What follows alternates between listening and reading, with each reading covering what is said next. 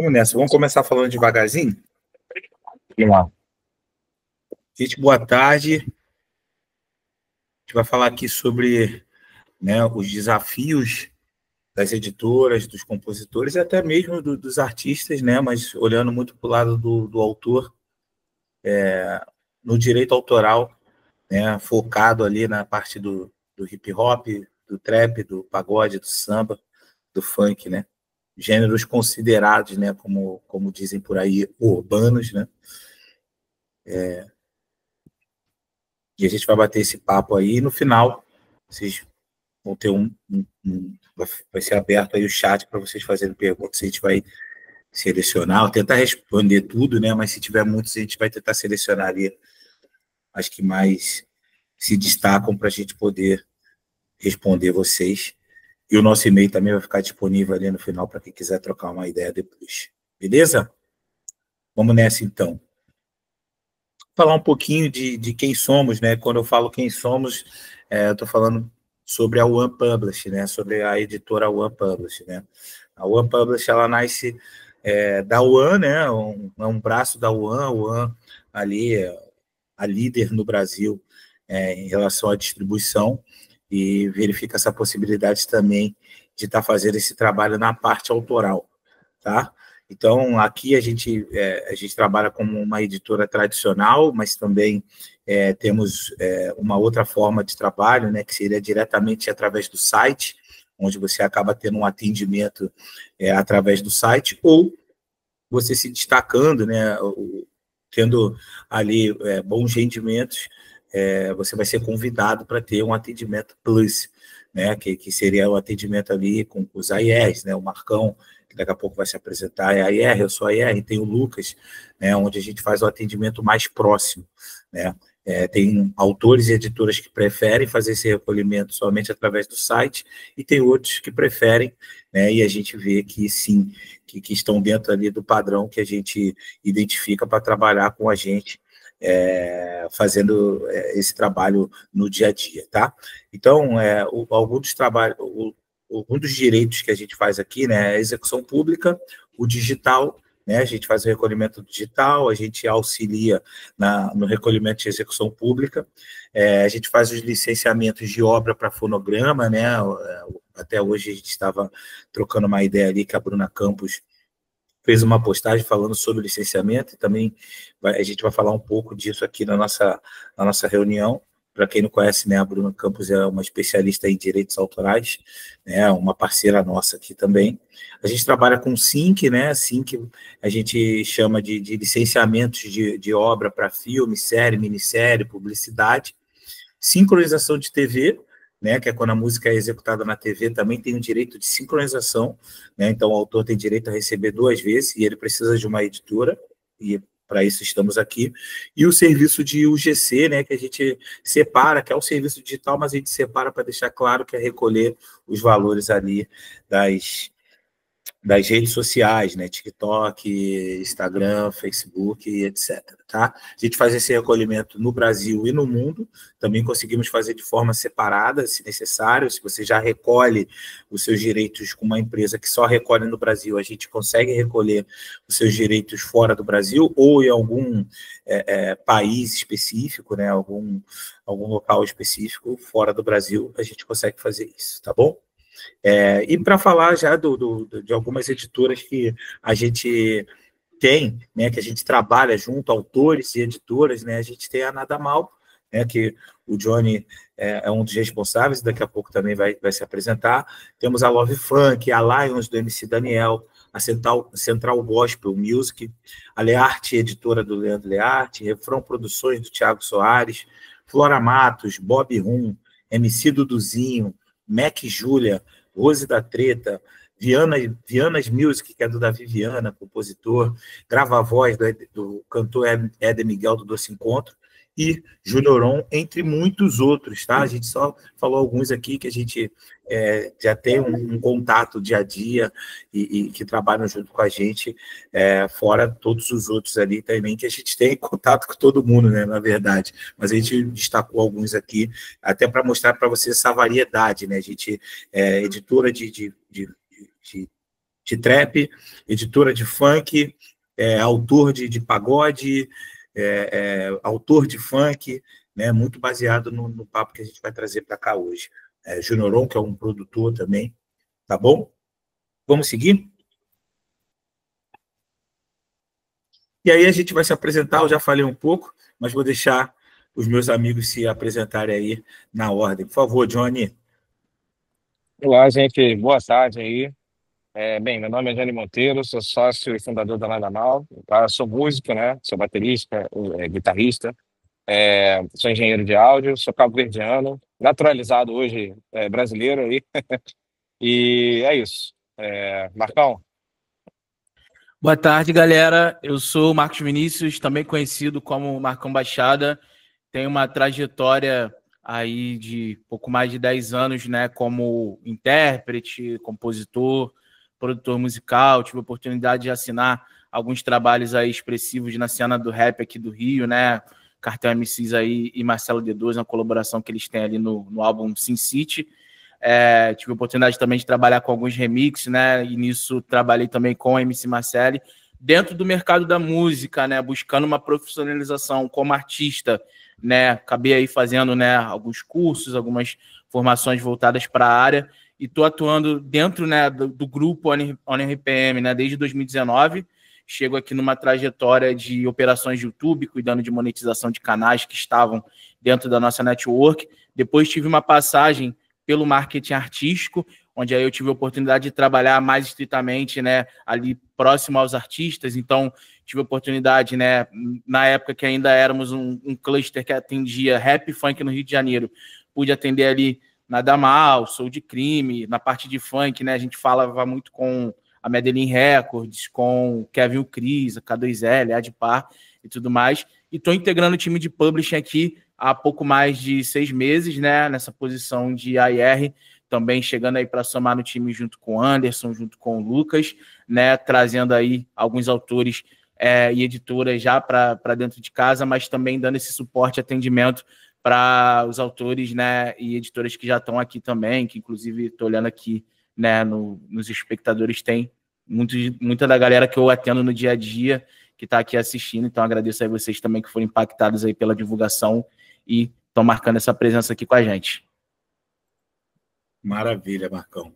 Eu sou o Anderson Rodrigues, sou conhecido também como Anderson Ovo, né? Sou compositor, escrevo desde os 14 anos, tenho músicas gravadas aí pelo Menos é Mais, pelo Suel, pela Marvel, pelo Negritude Júnior, e trabalho com direitos autorais desde 2009, né? Então, comecei minha trajetória no ECAD, trabalhei no ECAD de 2009 até 2017. De lá, eu saí para trabalhar na DEC, onde trabalhei de AR, né? Com inúmeros autores e editoras com nomes gigantes, como o Pete, Tato do Fala Mansa, Zeider do Planta e Raiz, Hitmaker, outros autores de pagode, Douglas Lacerda, Valtinho Jota e etc. E em 2022 vim para a UAN trabalhar como AR e atualmente meu cargo é de coordenador de AR, trabalhando aí junto com aquelas editoras, que são alguns exemplos de editoras que a gente já trabalha por aqui, que a gente contratou e trabalham com a gente no dia de hoje. Beleza, gente? Vamos avançar. Então, a gente está aqui para falar sobre os principais desafios do direito autoral no hip hop, no rap, no trap, no funk, no samba e no pagode, né? E hoje a gente vê muito que o desafio está baseado em uso da obra como um todo, né? O uso da obra ali de forma indevida, a galera que quer de fato acertar.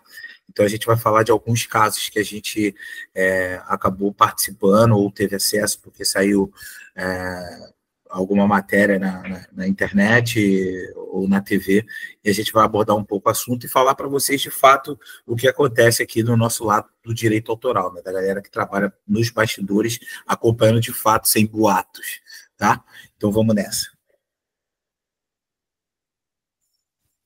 A gente trouxe aí, nesse primeiro momento, né, se está autorizado ou não usar uma composição, né? Porque muito do que a gente ouve Ah, mas eu vi que o artista tal subiu a música, essa mesma música, e vocês não fizeram nada com essa questão, né? E aí, quando eu falo vocês não fizeram nada, porque a gente acaba tendo contato, né, com artistas, com produtoras, com selos, que às vezes acabam gravando alguma música sem pedir a devida autorização. E quando isso acontece, a gente acaba abrindo um diálogo com eles para explicar o que está acontecendo, o motivo daquilo ali ter sido retirado. Então, às vezes, eles duvidam que um artista, que uma gravadora tenha pedido autorização, ou não duvidam, né? Ou eles questionam mesmo para entender, porque eles não sabem o motivo, né? Muito do que se ouve também no YouTube, né? A galera tem uma utopia, né? Uma lenda urbana que diz que se você subir a música no YouTube, você não precisa pedir autorização, porque você está fazendo um cover, né? Na verdade, no direito autoral, a gente entende, por exemplo, o cover como alguém imitando alguém. Então, às vezes, tinha esses programas na televisão que era um concurso ali de covers, e a pessoa ia trajada, por exemplo, de Michael Jackson e fazia uma interpretação ali. Ele nem cantava, né? Ele fazia ali, usava o fonograma, né? E fazia ali uma interpretação imitando Michael Jackson. Isso aí a gente entende como cover, né? Na verdade, quando você coloca mesmo uma música, voz e violão que você gravou em casa, o certo é que você pedisse autorização, como diz lá na própria regra do YouTube, né? O YouTube ele deixa liberado para você utilizar a ferramenta, e nas regras ele diz que ele entende que se você está subindo uma música, se você está subindo um conteúdo, um vídeo, né, ele entende que você tem autorização para tudo aquilo que você tá colocando no ar, né? E aí entra o trabalho, né, quando se trata de música, das editoras, né, de fazer essa verificação, ou o próprio autor, a própria editora que a gente administra faz essa verificação, identifica que uma música está sendo utilizada e questiona se houve o pedido, né, de autorização, e a gente toma as medidas cabíveis de acordo com o que o autor ou a editora quer. Pode ser que seja derrubar, pode ser que seja somente entrar em contato para fazer o licenciamento, para ter acesso ao ISRC, né? Pode ser que seja liberar através de uma condição financeira, e aí vai se fazer vai se conversar ali sobre o valor de autorização que a pessoa vai ter que pagar para poder manter aquele vídeo, aquela música que foi colocada nas plataformas digitais. Tem algum comentário, Marcão, sobre isso, para a gente entrar ali nos tópicos? Não, eu acho que você resumiu bem, assim, eu falo até pela experiência que eu tive, né, quando integrava aqui o departamento de YouTube, né, porque hoje não, né, já de anos, assim, a gente tem a ferramenta do Content ID, né, fazendo ali o rastreamento, fazendo esse tracking, né, quando está sendo utilizado um fonograma, mas também existe o tracking também de composições. Então, às vezes, muitas das vezes, quem tem canal de YouTube, seja de selo, produtora, ou os próprios artistas que trabalham com cover, muitas das vezes eles estão, às vezes, sei lá, fazendo um cover no voz e violão, e o Content ID identifica pela composição, não necessariamente pela informação de áudio daquele fonograma ali que tem a fixação daquela obra, né? Então, informação como a letra da canção ou a própria melodia que a canção tem, a ferramenta hoje do Content ID também consegue fazer esse tracking e identificar e fazer, né, os devidos também pagamentos ali para os autores originais, né, daquela obra que está sendo performada dentro da plataforma ali deles. E aproveitando que a gente está falando de YouTube, né, essa ferramenta ela não identifica somente melodia e letra, ela identifica de fato o vídeo, né? E aí entra a questão da monetização. Então, muito autor às vezes confunde isso, né? Porque a gente está falando de monetização. Monetização ainda não é o recebimento do direito autoral. Monetização você recebe por um vídeo, né? Por um vídeo que foi. Que é capaz de gerar receita.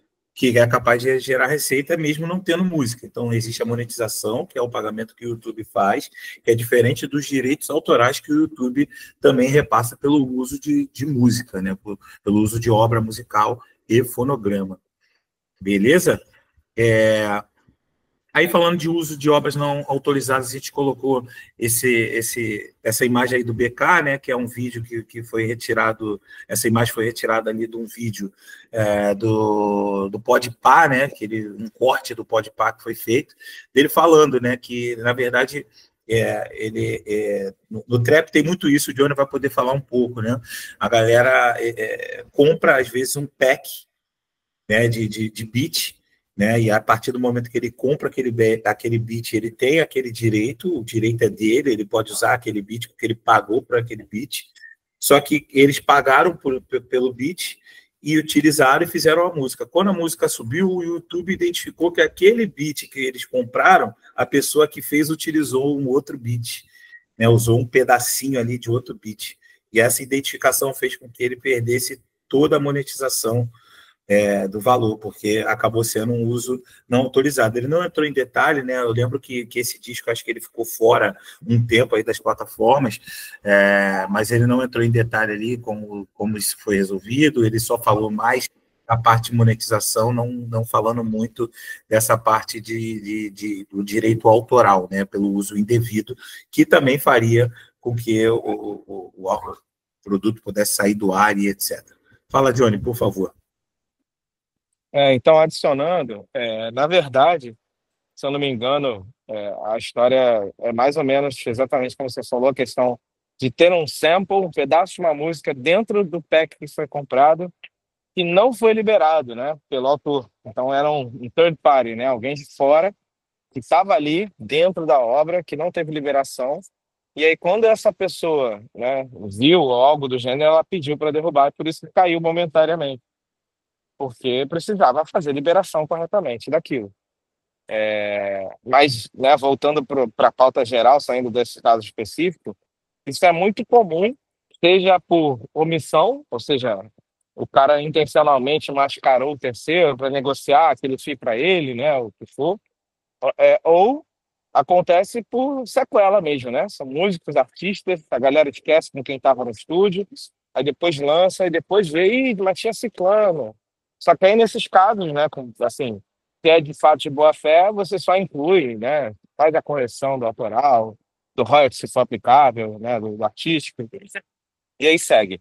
Mas é rotineiro, né? A gente segue com isso aí desde que o rap começou e provavelmente vai seguir, né? Até porque a origem do rap é clipar, né, mexer na música dos outros para cantar em cima, né? E, óbvio, o trap acabou evoluindo um pouco disso, não dizendo que a forma original do rap, né, seja abaixo ou a base, mas ela é mais autoral hoje, né, do que o rap original que era realmente flipando discos de outros, né, e a galera fazendo o seu MC, né, sendo mestre de cerimônia ali, né, a questão cultural aí do hip hop, né, da coisa toda.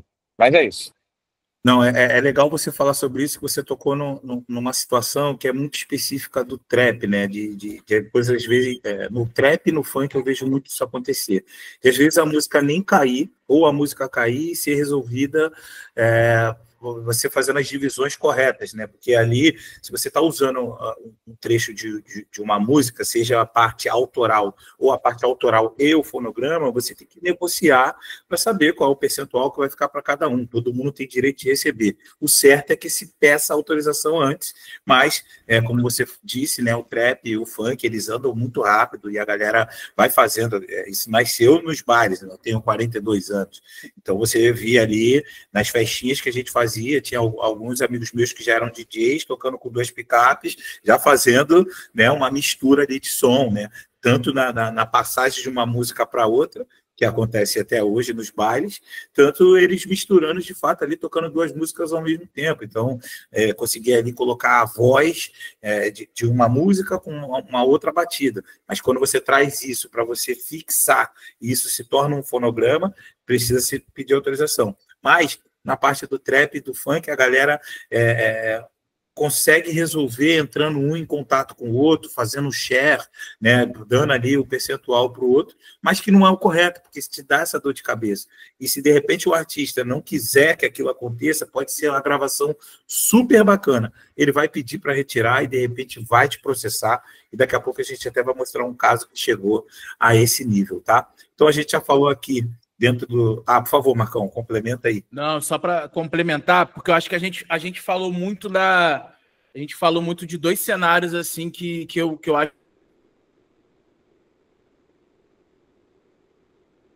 da estética sonora do rap e no trap, né? Que tem ali as técnicas de produção musical diferentes, né? A coisa do rap mais de raiz ali, de beber dessa fonte mesmo do sample, da cultura do digging, de garimpar disco de vinil e recortar trechos para criar novas melodias a partir disso, né? Esse momento do trap de ser essa coisa mais autoral, de, né?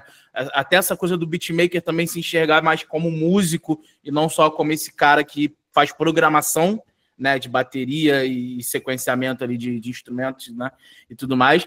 E hoje a gente tem também esse outro momento que ainda falando de sample, né? Essa coisa dos sample packs licenciados, né? Desses sites como Splice, Looperman, que aí entra numa outra zona, né? Eu falo até pela experiência também que eu tive, assim, quando atendia, né, no marketing artístico da One, a distribuição, né?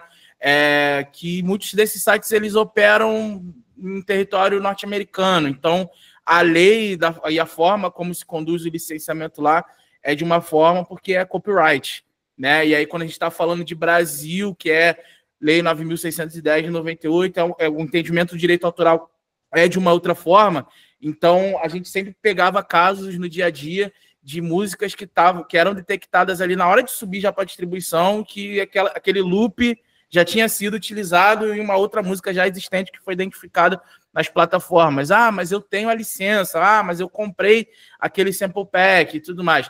E aí é muito importante ter esse entendimento também daquela licença que você está adquirindo para uso aqui que ela se aplica, né? Porque às vezes você pode estar, de fato, tendo uma licença, mas às vezes aquela licença não prevê a comercialização ou não prevê a quantidade de streams que talvez o seu trabalho possa atingir com a utilização daquela melodia ali para utilizar na sua música. Então, tem muitos critérios que eu percebo muito ainda que os artistas e produtores não se atentam nessa parte da compra desses packs e da forma como essas licenças são disponibilizadas. Imagino que o Johnny, no dia a dia, também ele deva ter algum caso, algum histórico que ele possa estar compartilhando com a gente, que eu já vi que ele levantou a mão, mas que é um ponto para se ficar muito atento nesse novo momento, né, que a gente tem esses serviços oferecendo esses packs e vendendo, e às vezes a pessoa ali, né, e eu entendo muito, assim, quando a gente fala de produtores de beatmakers que estão investindo, às vezes, no seu home studio, estão investindo na sua estrutura de estúdio, e às vezes está gastando uma grana ali para comprar um sample pack para depois criar uma dor de cabeça lá na frente, né. Pode falar, Johnny.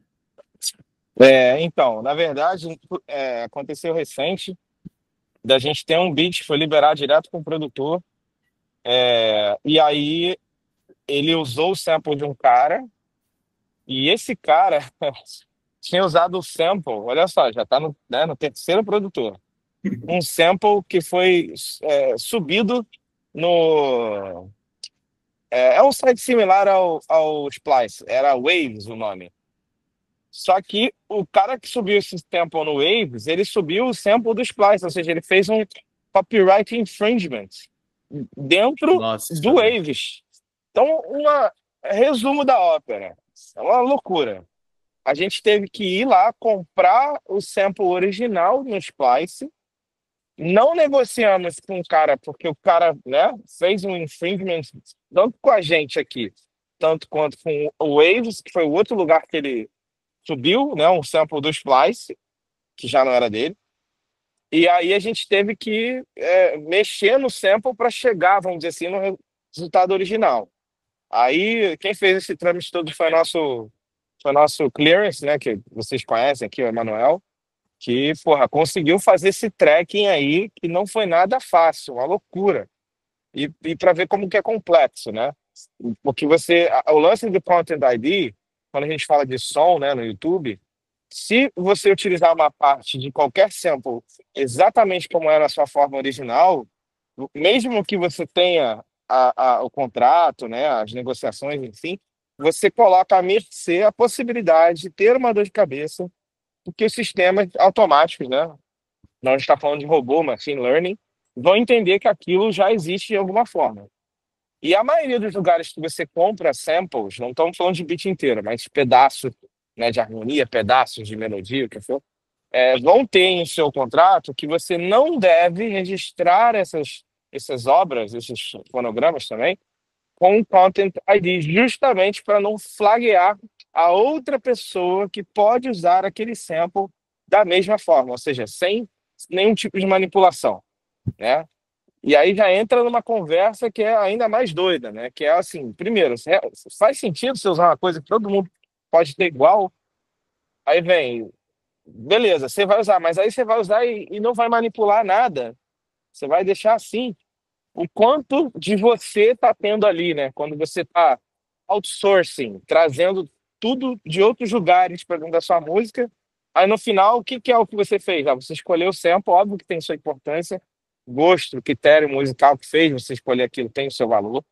Porém, do ponto de vista musical, você tá se colocando sempre num patamar de desvantagem, né? E o mais importante, né? Hoje em dia, com acesso a esse tipo de ferramenta, utilizar samples prontos te coloca numa posição autoral ruim, porque você não vai poder assimilar esse autoral para você. Ele não é seu, ele está sob licença. E isso é importante. E o segundo critério tá, e se você não tiver internet, não tiver samples, como você compõe? Mas aí essa conversa já não é nossa, né? Só levantei aqui a poeira pro ventilador e fé em Deus. Não, mas assim, você trouxe dois pontos muito bacanas, Johnny. Esses dois pontos, esse trabalho sério que a Nada Mal tem, o cuidado que a Nada Mal tem, né, de lançar músicas que estejam de fato com tudo regularizado, para não correr o risco de a música estar bombando e você ter que perder aquilo e ter problemas judiciais com isso. E essa questão, que aí eu falo até de um gosto pessoal, de você fazer uma coisa do zero, de você saber que você está fazendo algo, que você está começando do zero, que você não vai ter problema nenhum, né? A partir do momento que você está usando alguma coisa de alguém, você vai ter que pedir autorização, e não adianta você falar porque a empresa demora. Sim, infelizmente a gente está tendo aí muita reclamação de selos, de artistas que estão pedindo autorizações para as editoras e não estão conseguindo ter uma resposta rápida, tendo pedido de autorização para gravadoras e não estão podendo, não estão conseguindo fazer isso rápido, até puxando um pouco de sardinha para a gente. Aqui a gente tem uma regra de responder até 48 horas. Então, se a gente recebe um pedido agora, a gente tem 48 horas para responder. E aí, quando a gente fala de responder, é de 48 horas para a gente falar com o nosso autor e para a gente responder. Pode ser que a gente não consiga responder em 48 horas, porque o autor também é artista, né, que se apresenta. A resposta final, né? Exatamente. Talvez a gente não tenha a resposta final, mas a gente já fez essa movimentação. Mas a gente faz esse trabalho, a gente não espera dar 48 horas para começar a ver. Então a gente tem uma equipe de licenciamento, o Fábio, trabalhando com isso ali, Águia, olhando ali para liberar as coisas mais rápido. E a gente vê esse resultado quando a gente conversa com as gravadoras, né, na rua, com os selos, né? Ontem mesmo eu tive uma conversa com um selo, ele falando, cara, vocês são ser iguais, porque eu pedi autorização hoje, você já me respondeu. Eu só estou te ligando por outra questão. Então, a gente fica feliz por isso, né? Então, quando chega qualquer pedido aqui da Nada Mal, por exemplo, para alguém que está gravando uma música, fazendo um feat com o Caio Lucas, com o Dallas, tem que pedir essa autorização autoral, né? Dentro de 48 horas, a gente está falando com o Emanuel, né? O Emanuel está ali se certificando que está tudo certo e a gente está liberando. Quando a gente não libera dentro desse prazo, na maioria das vezes, é porque o autor ainda está negociando alguma coisa, ainda não foi fechado o percentual. E aí, dentro disso que eu estou falando ainda, entra essa questão, né, de, por exemplo, a gente está falando muito de sample, né, de uso de sample, mas também tem a citação, né? Quando tem a citação, você não está usando fonograma, mas você está usando um trecho de uma música já existente, né? Então, quando você vai usar um trecho de uma música já existente, você tem que pedir autorização. E se você não pedir autorização, isso vai te trazer problema futuro, né? Então, você citar, você está cantando uma música sua, e você resolve falar como dizia o Hatch, e você faz ali, bota o trecho de uma música do Hatch, os compositores que estão ali, eles têm direito de receber. Mas aí eu fui entrar em contato com os autores, entre eles estão querendo 50% da faixa, e eu só fiz uma citação. Ou você aceita os 50%, tenta renegociar outra coisa, ou você não usa, né? Porque talvez aquela citação é que vai fazer a diferença para sua música, né? Eu estava conversando outro dia com o Marcão sobre isso, né? Que eu vi um advogado que faz conteúdo na internet falando por que a galera não faz, não usa, faz sample, faz citação de músicas de um amigo que é do bairro, de uma música que não tem tanto número, porque talvez não funcione tanto quanto você citar uma música conhecida, né? Pelo menos a gente vê assim no mercado o tempo todo acontecendo, né? Músicas que te remetem, né? Até cientificamente a falar, né? Música que te remete a um lugar, te remetem a uma época, a uma pessoa, aquilo ali vai ficar mais fixado na sua mente. Então, assim, citação, sample, interpolação, né? Que é você cantar uma música, você cantar uma letra em num outro ritmo, né? Numa outra melodia. Então você está fazendo uma citação, nós chamamos de interpolação porque de fato você não usa a melodia original, né? Fazer um remix chamado MTG, né? Que a gente viu muito esses casos aí no ano passado. Esse ano a galera já não ficou. Montagem sempre existiu, né? Mas aí deram o nome de MTG, né, onde, por exemplo, o mais conhecido que a gente vai mostrar aí também é o do Seu Jorge, né, que aí, se eu não me engano, ficou claro ali que a negociação foi o Seu Jorge autorizando, mas todos os direitos ali são para a gravadora original e para os autores originais, o que ficou legal para o artista. Então, hoje a gente vê muito artista falando, cara, vamos lançar, porque se der ruim, eu já estou com show na rua, eu já estou conhecido, a música vai cair, mas isso pode te trazer um problema financeiro que, de repente, você vai ter que fazer realmente muito show. Então, assim, o que a gente tem para falar sobre direito autoral nessa questão, cara, vai usar alguma coisa de outra pessoa, pede autorização. Porque quando você não pede autorização, você sobe aquela música para a plataforma digital vai estar te repassando aquele valor inteiro e você está usando a voz de uma outra pessoa, e dentro daquela voz, a gente está falando de voz, a gente está falando de fonograma, que tem as partes dos músicos acompanhantes que utilizaram, que gravaram aquela música, tem um produtor fonográfico por trás disso, e tem os autores. Então, você está lesando uma cadeia enorme, né? Então, peçam autorização antes, mas como é que eu vou saber que essa música foi gravada que essa música é da produtora tal, que essa obra é da editora tal, de tal autor? Tem o site do ECAD, ecad.net.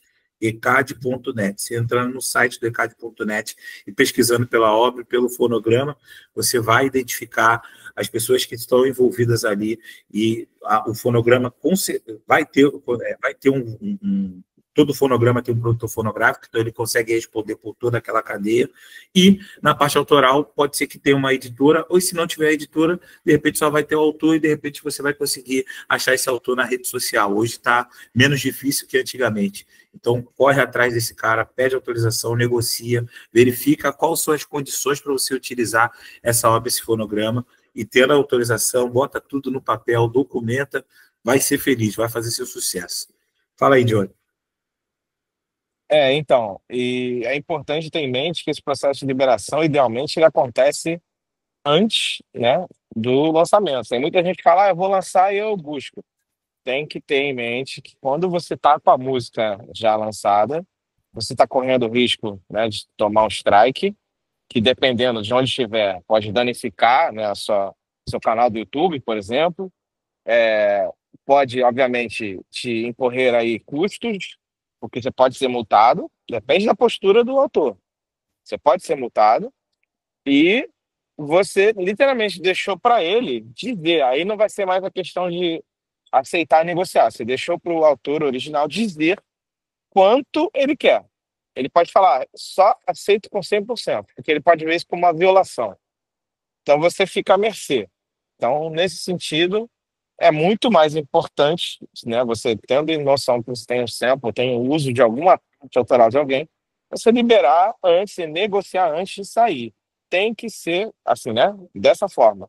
É a forma que melhor vai te proteger e melhor vai caber dentro do seu bolso. Porque às vezes você vai conseguir falar assim, paga, sei lá, R$ 1.000 e 5% de autoral. Beleza, acabou. Aí se você lança e depois vai falar, não, velho, você não perguntou, 100%. Ou pior ainda, não, então vai derrubar. Pronto, não quer saber. E aí você jogou fora todo um trabalho seu, de outras pessoas, por um mero capricho de liberação. Que é um capricho. É um capricho no meu entendimento, né? É bom você falar sobre isso, assim, trazendo até para ali para o lado do samba e do pagode, né? Hoje a gente está com o YouTube inundado de conteúdos, né? De uma galera que vai fazer show numa casa de show e essa casa de show grava aquele conteúdo e coloca na plataforma digital sem pedir autorização. E ele nem sobe aquele conteúdo no Spotify porque não nas plataformas digitais, porque não é a intenção dele subir. É mais a intenção de mostrar aquele pagode. Eu entendo a intenção das casas de show, que é mostrar aquele evento, mostrar como é que rola aquele ambiente, ele acaba captando ali, às vezes, sets históricos para aquele segmento, só que o autor está sendo lesado, né? Porque quando você sobe uma música dessa forma, geralmente, eles não criam o ISRC. Então, ali já está lesando o artista que está cantando, que recebeu somente para fazer aquela interpretação, para fazer aquele show, né? E para o artista também é bom, às vezes o artista não vai ligar, porque aquilo vai fazer ele vender mais shows, né? Mas, no direito autoral, o intérprete está deixando de receber, os músicos acompanhantes estão deixando de receber, os autores estão deixando de receber antes, mas se a obra já está cadastrada e editada, vocês não conseguem fazer esse recolhimento no YouTube. O YouTube, às vezes, a pessoa sobe aquele conteúdo e se ele subir aquele conteúdo, por exemplo, informando que ele é não música, o YouTube considera que é não música e ele não vai pagar, não tem identificação. Sem falar que um show inteiro de 1 hora, 2 horas, de meia hora, ele considera uma execução para todas aquelas músicas que estão ali. Então, a editora não tem conhecimento daquela gravação para poder fazer... solicitar que os valores sejam repassados. Então, tem um montão de questão nisso, né, onde seria legal entrar em contato, pedir autorização, ter aquele conteúdo, colocar aquele conteúdo nas plataformas digitais, a galera ia conseguir curtir, e ele ainda, como produtor fonográfico, né, já que ele fez a gravação, e todo mundo que estava ali teria que estar de acordo, né, entendendo que eles estão de acordo, eu acho que seria legal para todo mundo, porque todo mundo estaria recebendo dos direitos autorais, ou seja, o artista fez aquele show e aquele show que ele fez ia estar rendendo dinheiro para ele e ele sentado dentro de casa, dormindo, descansando, porque tem a galera ouvindo. Então, é um momento que é difícil, porque a gente está vendo artistas tendo dificuldade de pedir autorização, autores que não estão sendo bem remunerados pelas plataformas digitais, né? E aí eles preferem que solicitem e peçam autorização. Autores que estão derrubando conteúdo, que por um lado para ele é ruim também, porque se aquele conteúdo está sendo retirado, a música dele não está sendo vinculada, né? Então tem todo um mix aí que, se fizer certo, todo mundo vai sair feliz. Não, só para complementar isso com o que o Anderson trouxe, o Johnny trouxe, e botando também, né, ainda nessa perspectiva de YouTube, né, lidando ali com a ferramenta do Content ID, que sempre tem, né, melhorias, versões atualizadas e tudo mais. Dependendo do tipo de conteúdo, também as varreduras do Content ID às vezes não são em tempo real, né? Você sobe um vídeo hoje, mas aí o Content ID está fazendo a varredura ainda amanhã que ele identifica, depois de amanhã que ele identifica.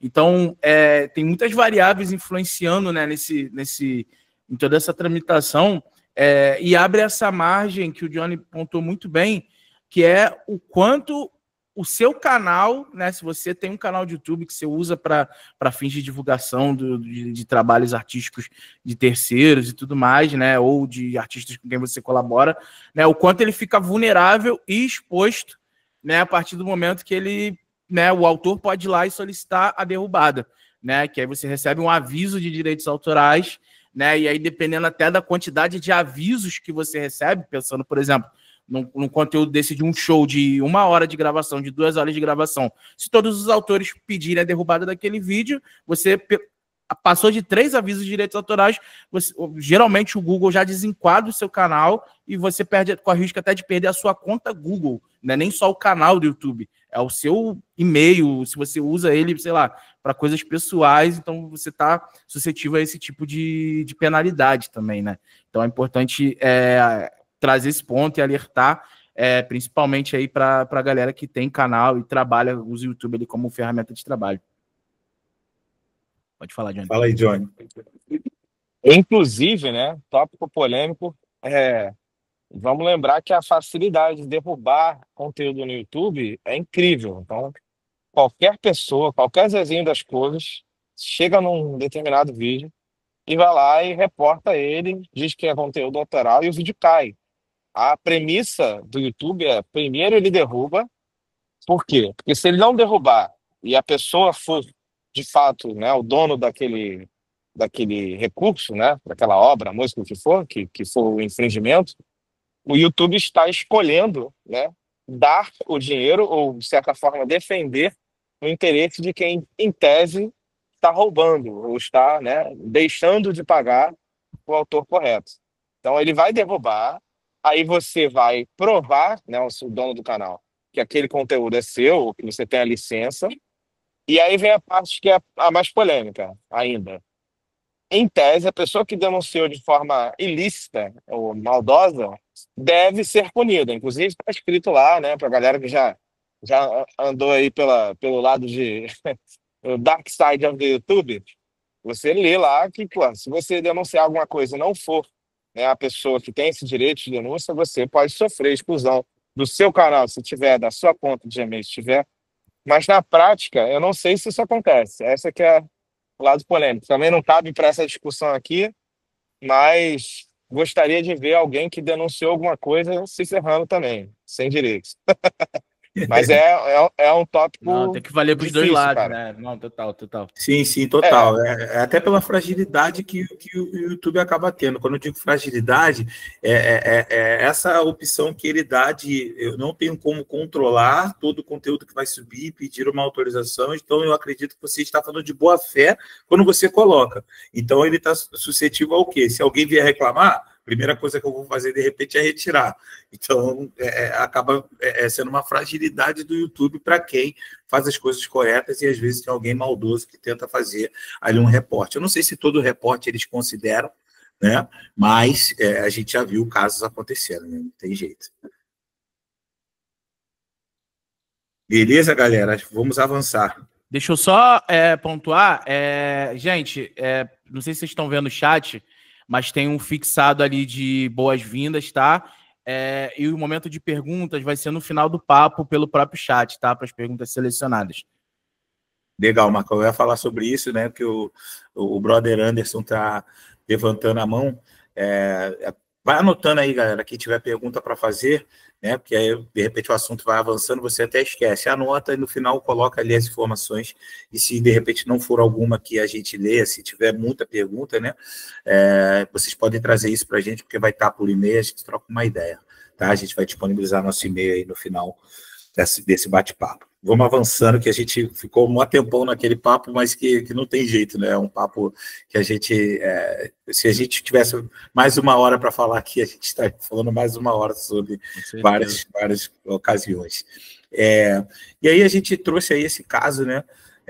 O hit do Carnaval de 2023, um dos principais hits de Carnaval de 2023, a música Lovezinho, sucesso na voz da cantora Tracy, virou caso de justiça por usar uma interpolação não autorizada da música Say Right, Right. Marcão, vem no inglês para mim. Say It Right. Isso, em 2006, da Nelly Furtado. A faixa é uma composição de Furtado, Nate Hills e Tim Mosley, e produzida por Timberlake, né, e Jansen. Então, o que aconteceu nesse caso, né?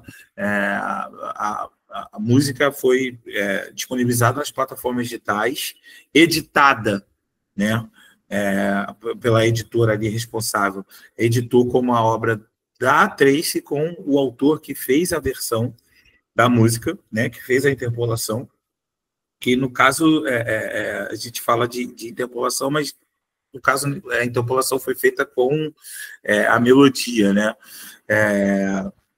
E no final de tudo, né, a Nelly Furtado dançou e tal, a música estourada, mas nos bastidores onde a gente trabalha, né, ela quis ali os direitos dela. Então, isso é público para todo mundo, né? Tem ali reportagens, né, onde ela pediu, ela queria que receber todos os direitos da obra e do fonograma e que os valores que já tinham sido recebidos fossem repassados para ela e para os outros ali que tinham direito na obra e no fonograma, né? A equipe da Tracy ali recorreu, mas a Tracy, né, numa entrevista para o Popline, confirmou, né, que recebeu uma multa de $40 mil, né, assim como os 100% do autoral de Lovezinho, né, foi o que a justiça definiu. Ela ficou de recorrer e depois a gente não teve mais informações. Mas olha o que aconteceu. Todo o dinheiro que ela tinha recebido dessa obra, a obra foi um sucesso, abriu aí a porteira para ela no Brasil todo, ela fez shows e etc., mas ela tomou um prejuízo, ou vai tomar, não sei dizer, de $40 mil e 100% do autoral não tem direito. Hoje, como eles não chegaram num acordo, essa música ela não se encontra mais nas plataformas digitais, né? Como não chegou no acordo, a música não está disponível nas plataformas digitais. Então, é uma música que, de repente, poderia estar voltando a ser o hit de um carnaval, ou sendo bem executada. Até hoje, a música não está disponível, infelizmente, por conta de um não pedido de autorização. Antes, mas vamos dizer, se essa música, se ela pede autorização, será que iam aceitar? Será? A gente vai ficar no será para sempre. Será que ela ia ter a resposta tão rápido? Será? A gente vai ficar com essa resposta para sempre. Porque, de repente, se ela não foi sucesso em 2023, ela poderia ser o sucesso de 2024, caso a editora demorasse. Ou se o autor original não deseja que a obra dele seja gravada, não tinha que ser gravado. Ele não queria que tivesse essa versão. É o direito dele que criou a música ali, que é o detentor da composição. Johnny. Então, aí vem as questões, né? Se ela tinha condições de comportar essa multa, né? Que é uma multa que a gente não sabe se ela foi baixa, se ela foi alta, a gente não faz ideia. Mas se ela teve condições de comportar essa multa, ela ganhou notoriedade, coisa que ela não tinha antes. Então vamos dizer, tá, hipoteticamente, que o cenário final dela foi positivo. Vamos dizer, porque eu particularmente não a conhecia. Mas a gente está brincando com a sorte aqui. Que isso tudo seria com base nesse fato exclusivo da multa, tá, ser ok e ela ter condição de pagar. Agora, se ela nem não tem essa condição de pagar, o cenário não foi positivo. Porque, pelo menos, ao meu ver, de lá para cá, eu não sei mais onde essa pessoa está, o que ela faz, se teve outras músicas. Então, talvez tenha sido uma golfinhada, né? Subiu com a música, fez a graça e desceu. Então, e se ela tivesse pego a autorização certamente, corretamente, melhor dizendo, tem grande chance da música ainda ter sido um hit, talvez ter o próprio apoio da própria Nelly de forma maior do que foi, claramente, e ela ter as receitas, que a música está tocando até hoje. A música, pô, a melodia da música é super famosa, então, assim, ela é nostálgica para a galera que tem mais de 30 anos, e para a galera que é nova, casava com o TikTok. Então, a meu ver, ela acertaria sim ou sim, vamos dizer assim.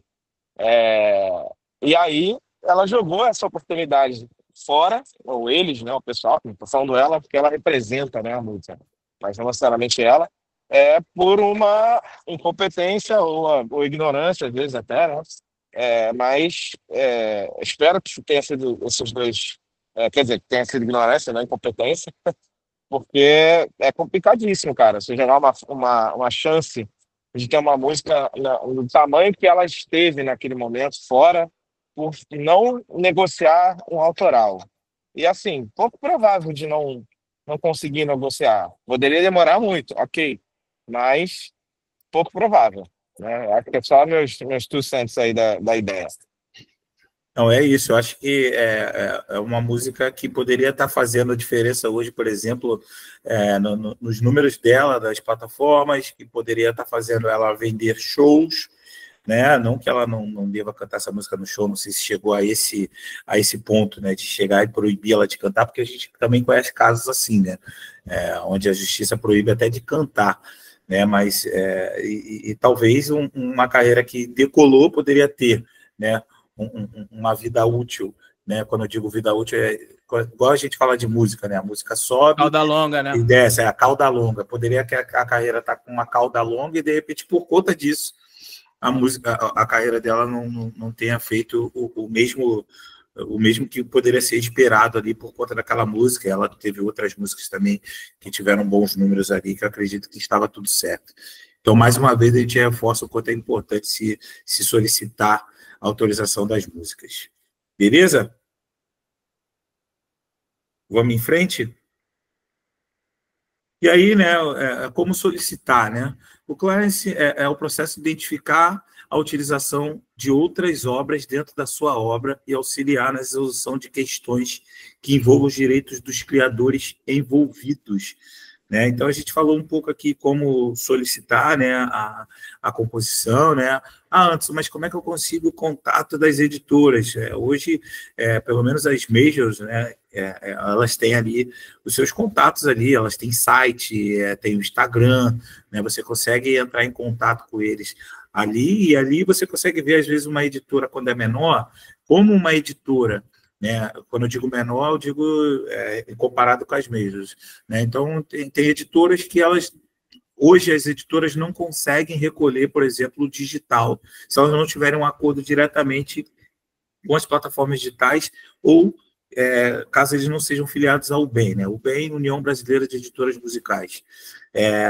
Então, as editoras que não têm essa parceria com as plataformas, ou contrato direto, ou que não conseguem ser filiadas ao UBEM, elas precisam fechar contratos de administração com editoras, né? Nós temos contratos direto com as plataformas digitais, né? E aí você vai conseguir falar com a administradora dessa editora. Talvez essa editora ela não tenha uma página no Instagram e etc., mas ela tem o CNPJ tudo certinho, com as atividades de editora tudo certinho, né, no CNPJ. Ela é filiada a uma associação que rege o ECAD, então isso vai aparecer no ECAD, você vai ver que, além dessa editora, tem uma que administra ela. Então, se tiver ali o ONE AIPM, você consegue entrar em contato com o ONE AIPM e pedir autorização da obra daquela editora. Então, não tem muita dificuldade de você encontrar, né? Anderson, como eu disse, estamos tendo dificuldade de ter a resposta. Cara, se você está tendo dificuldade de ter a resposta, continua insistindo e passa para a próxima música. E espera aquela resposta vir. Porque, às vezes, é a própria editora tendo dificuldade de falar com os compositores, né? Aqui a gente preza muito por falar com os compositores muito direto, né? Então, a gente tem um canal aberto com o Johnny, a gente tem um canal aberto, né? E o Johnny fala com os autores dele, a gente tem canal aberto com os autores da Nada Mal, mas a gente sempre deixa centralizado ali no Emanuel, né? No caso de autores, como a gente falou ali, da Mac Júlia, a gente tem um grupo com a Mac Júlia, a gente fala direto com a Mac Júlia, e a gente sempre fala, cara, se a gente estiver chamando, não é para falar qualquer coisa. Ou é dinheiro que está sendo perdido, ou tem dinheiro para entrar e a gente vai precisar de uma resposta sua. Então, sempre fique atento ali quando for a gente. Mesmo que você estiver ali no corrido, né, fazendo show e etc., dá uma olhadinha no telefone. Se tiver chamada nossa, é porque a gente está querendo te repassar e por isso a gente tem uma resposta muito rápida também. Marcão? Não, só para complementar essa coisa do trabalho de clearance, né? Que existem, né, profissionais que fazem esse trabalho, às vezes são pessoas que atuam no jurídico, são pessoas que já trabalham com essa coisa de back-office, de administrativo de selos e editoras, mas o próprio Anderson deu um passo aqui muito importante que tem a ver com o trabalho de clearance, que antes de mais nada é identificar, né? E aí ele deu o exemplo do próprio site do ECAD.net, como uma forma de você fazer essa identificação de, tem uma obra que eu quero fazer uma regravação, tem uma obra que eu estou reutilizando aqui como sample, porque às vezes, né, tem a dificuldade de... Porque quando você está usando, por exemplo, a galera do app está usando sample, você está usando um fonograma. Então você precisa da liberação daquele fonograma e você precisa também da liberação da obra que aquele fonograma foi fixado nesse fonograma que você está utilizando no seu sample. Mas às vezes, né, principalmente, eu sei que hoje em dia no Brasil rola isso, mas na gringa já rola bastante. O que você faz? Você contrata, às vezes, um músico acompanhante no estúdio para ele retocar aquele sample ali, tentar reproduzir aquela gravação de fonograma, e aí a sua preocupação vai ser talvez só de fazer a liberação autoral, aí você elimina ali uma demanda que seria criada. Mas, assim, por exemplo, se você já é titular de uma sociedade, né, arrecadadora ali, né, que rege o ECAD, né, OBC, Abramos, Socimpro, né, todas aqui, né, a gente tem um relacionamento muito bom. Você também consegue fazer a utilização do sistema delas para identificar, né, os titulares daquela obra. Então, assim, existem ferramentas que muitos de vocês já conseguem ter o acesso no dia a dia, por exemplo, para fazer essa busca, essa identificação, para facilitar, né, o trabalho das liberações aí de vocês. E você sendo filiado a uma sociedade, você também pode entrar em contato com a sociedade para perguntar se eles têm esse contato com a editora. E aí, quando eu falo esse contato com a editora, eles te passarem o e-mail, né, ou o telefone, seja o que for, né, eles vão ter acesso ali para te informar, ó, essa obra é da editora X, e tem mais de uma editora, né? Porque de repente tem mais de um autor, então tem mais de uma editora. Esse aqui é o e-mail dessa editora. Eles vão conseguir te ajudar. E sobre os profissionais, né? A galera que já trabalha nessa área, acaba que existem muitos encontros de música, as pessoas se conhecem. E às vezes a pessoa tem essa facilidade de dar uma ligada no telefone da pessoa que trabalha, né, naquela editora, né, fazendo esse serviço de liberação para acelerar esse processo. E aí, quando eu digo acelerar, uma fila de e-mail que ela vai, né, o profissional vai respeitar aquela fila de e-mail, né, mas vai conseguir dar um parâmetro. Ó, realmente ainda não te respondi porque eu não tive a resposta, né, do autor, não te respondi porque de fato ainda não cheguei, está numa fila. Então você fica sabendo, ainda não fica no escuro, né? Uma pessoa que trabalha diretamente com isso acaba tendo esse conhecimento. Geralmente são pessoas que já trabalharam em editoras ou vieram de outras partes do direito autoral ali e acabam tendo esse contato para facilitar e, de repente, acelerar esse processo, tá? Só para finalizar esse papo, né? É muito bom o Anderson ter trago essa questão do apoio da sociedade nesse tipo de identificação. Eu tenho uns parceiros, né?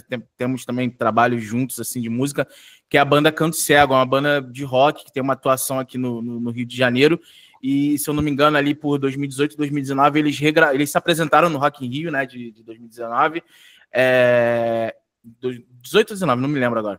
Mas eles regravaram, na época, né, para o álbum deles, a canção Zé do Caroço.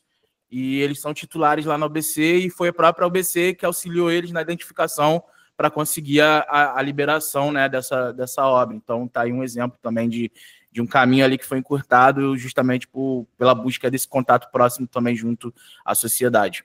Maravilha. Vamos nessa? Vamos seguir em frente. E aí a gente trouxe aqui alguns casos, né, que a gente acompanhou, que são músicas que foram lançadas e que tiveram algum tipo de uso de uma terceira obra, de uma segunda obra, né, ou de um fonograma, de utilização da música de terceiros. E a gente trouxe alguns desses casos, né, a interpolação, né, de Quando a Gente Ama, né, aquela música Quando a Gente Ama, Eu Sou Feliz, né, que o Xamã fez a versão dele, com certeza ali foi solicitada a autorização e a música está aí, né, com seus royalties divididos, né, com os percentuais totalmente divididos antes do lançamento. Cabelo de Leão, né, na música do Thier, a música é do Thier e do Peu Cavalcante, se eu não me engano, eles utilizaram uma parte da música Leãozinho, Gosto Muito de Você, Leãozinho. Então, quando você entra nos créditos dessa música, você vê que, além dos autores originais, eles citam ali o Caetano Veloso como compositor. Como que ficou dividido esse percentual, eu não sei, né? A gente só está trazendo casos aqui, mas nem tudo a gente tem acesso, porque o Thier é um autor que já trabalhei com ele, né? Já trabalhei com a editora dele, Música Estranha, mas atualmente ele não trabalha com a gente, então a gente não tem acesso a essas informações, né? Desabafo, deixa eu dizer, né, do Marcelo D2, né, que utilizou ali o trecho da música Deixa Eu Dizer, né? Tem a voz da Cláudia, tem o uso do fonograma, então ali também teve que ser solicitada a autorização tanto da obra, tanto do fonograma, né? Porque, de fato, ele usou um trecho de um fonograma já existente, né? Uma música super conhecida, inclusive, começa com a parte da Cláudia cantando. E a MTG que a gente falou, né? Do DJ Topo, do Seu Jorge, né, do MC Leozinho e MC G15, que é um caso de uma música que acabou dando tudo certo, né? Até onde a gente sabe, o lançamento foi feito sem a devida autorização, e aí chegaram num acordo e a música está disponível aí no ar. Marcão, por favor. Só para trazer também, né, um pouco de informação, até da parte burocrática da coisa, né? O Marcelo D2 é um exemplo claro de artista que, por muitos anos, a discografia dele não estava no digital, muito por conta de liberação de samples, né, que foram lançados na época de disco, na época de vinil, mídia física, e muito provavelmente os contratos, seja do próprio Marcelo, não previam mídia digital, mas também, talvez, o autoral, o fonograma, os fonogramas que foram sampleados, esses contratos também talvez não prevessem o digital. Então, né, tem essa questão também burocrática que passa também pelas obras que estão sendo utilizadas, pelos fonogramas quando são sampleados, né, para a criação de algum beat, e que é mais a título de conhecimento mesmo, né? Hoje a gente tem aí a discografia no digital, Racionais também por muito tempo a discografia não estava no digital e hoje em dia está. Então, quando vocês às vezes se deparam com alguma discografia de um artista que vocês acompanham, que é mais da antiga, que é mais da relíquia, e, pô, não tem tal álbum no Spotify, não tem tal álbum, às vezes pode ser por conta de algum detalhezinho mais técnico e burocrático dessa questão de contrato e mídias que esses contratos previam, né? Maravilha.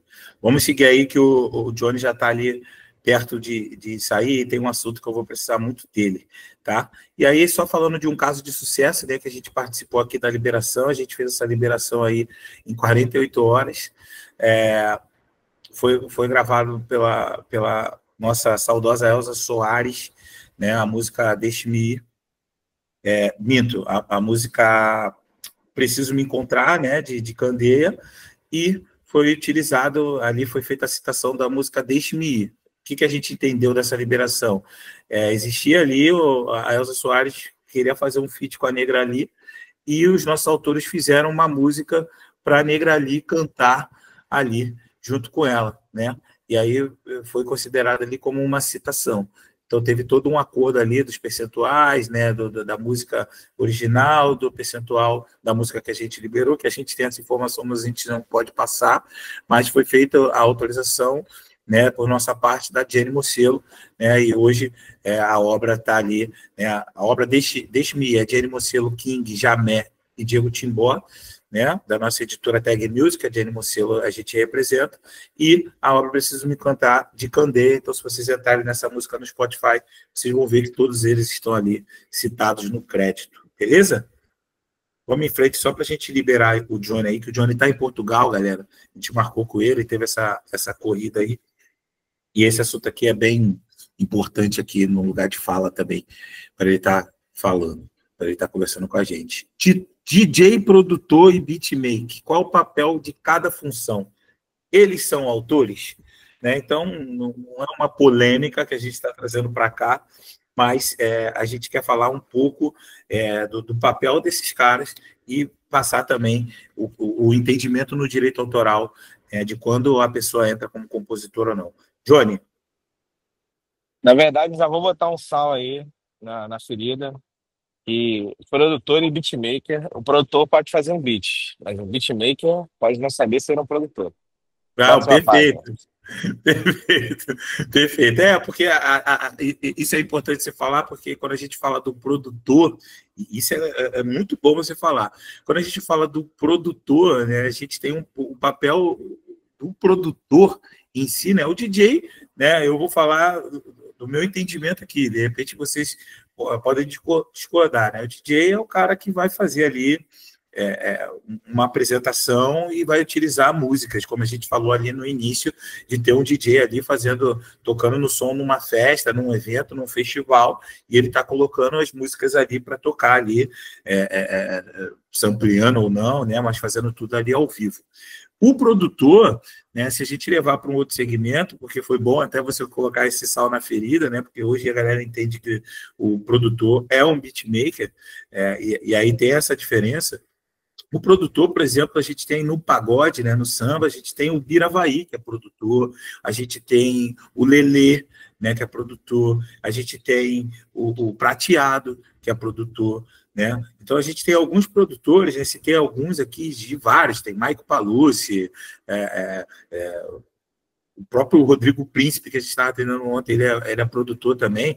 O produtor não necessariamente ele está compondo a música, né? No pagode, na MPB, né? No rock, o produtor, por exemplo, tem o Rafael lá da DEC, que trabalhou comigo. Ele é produtor, ele está ali, o papel do produtor é contratar os músicos que vão executar aquela música, contratar o arranjador, e não necessariamente ele vai tocar.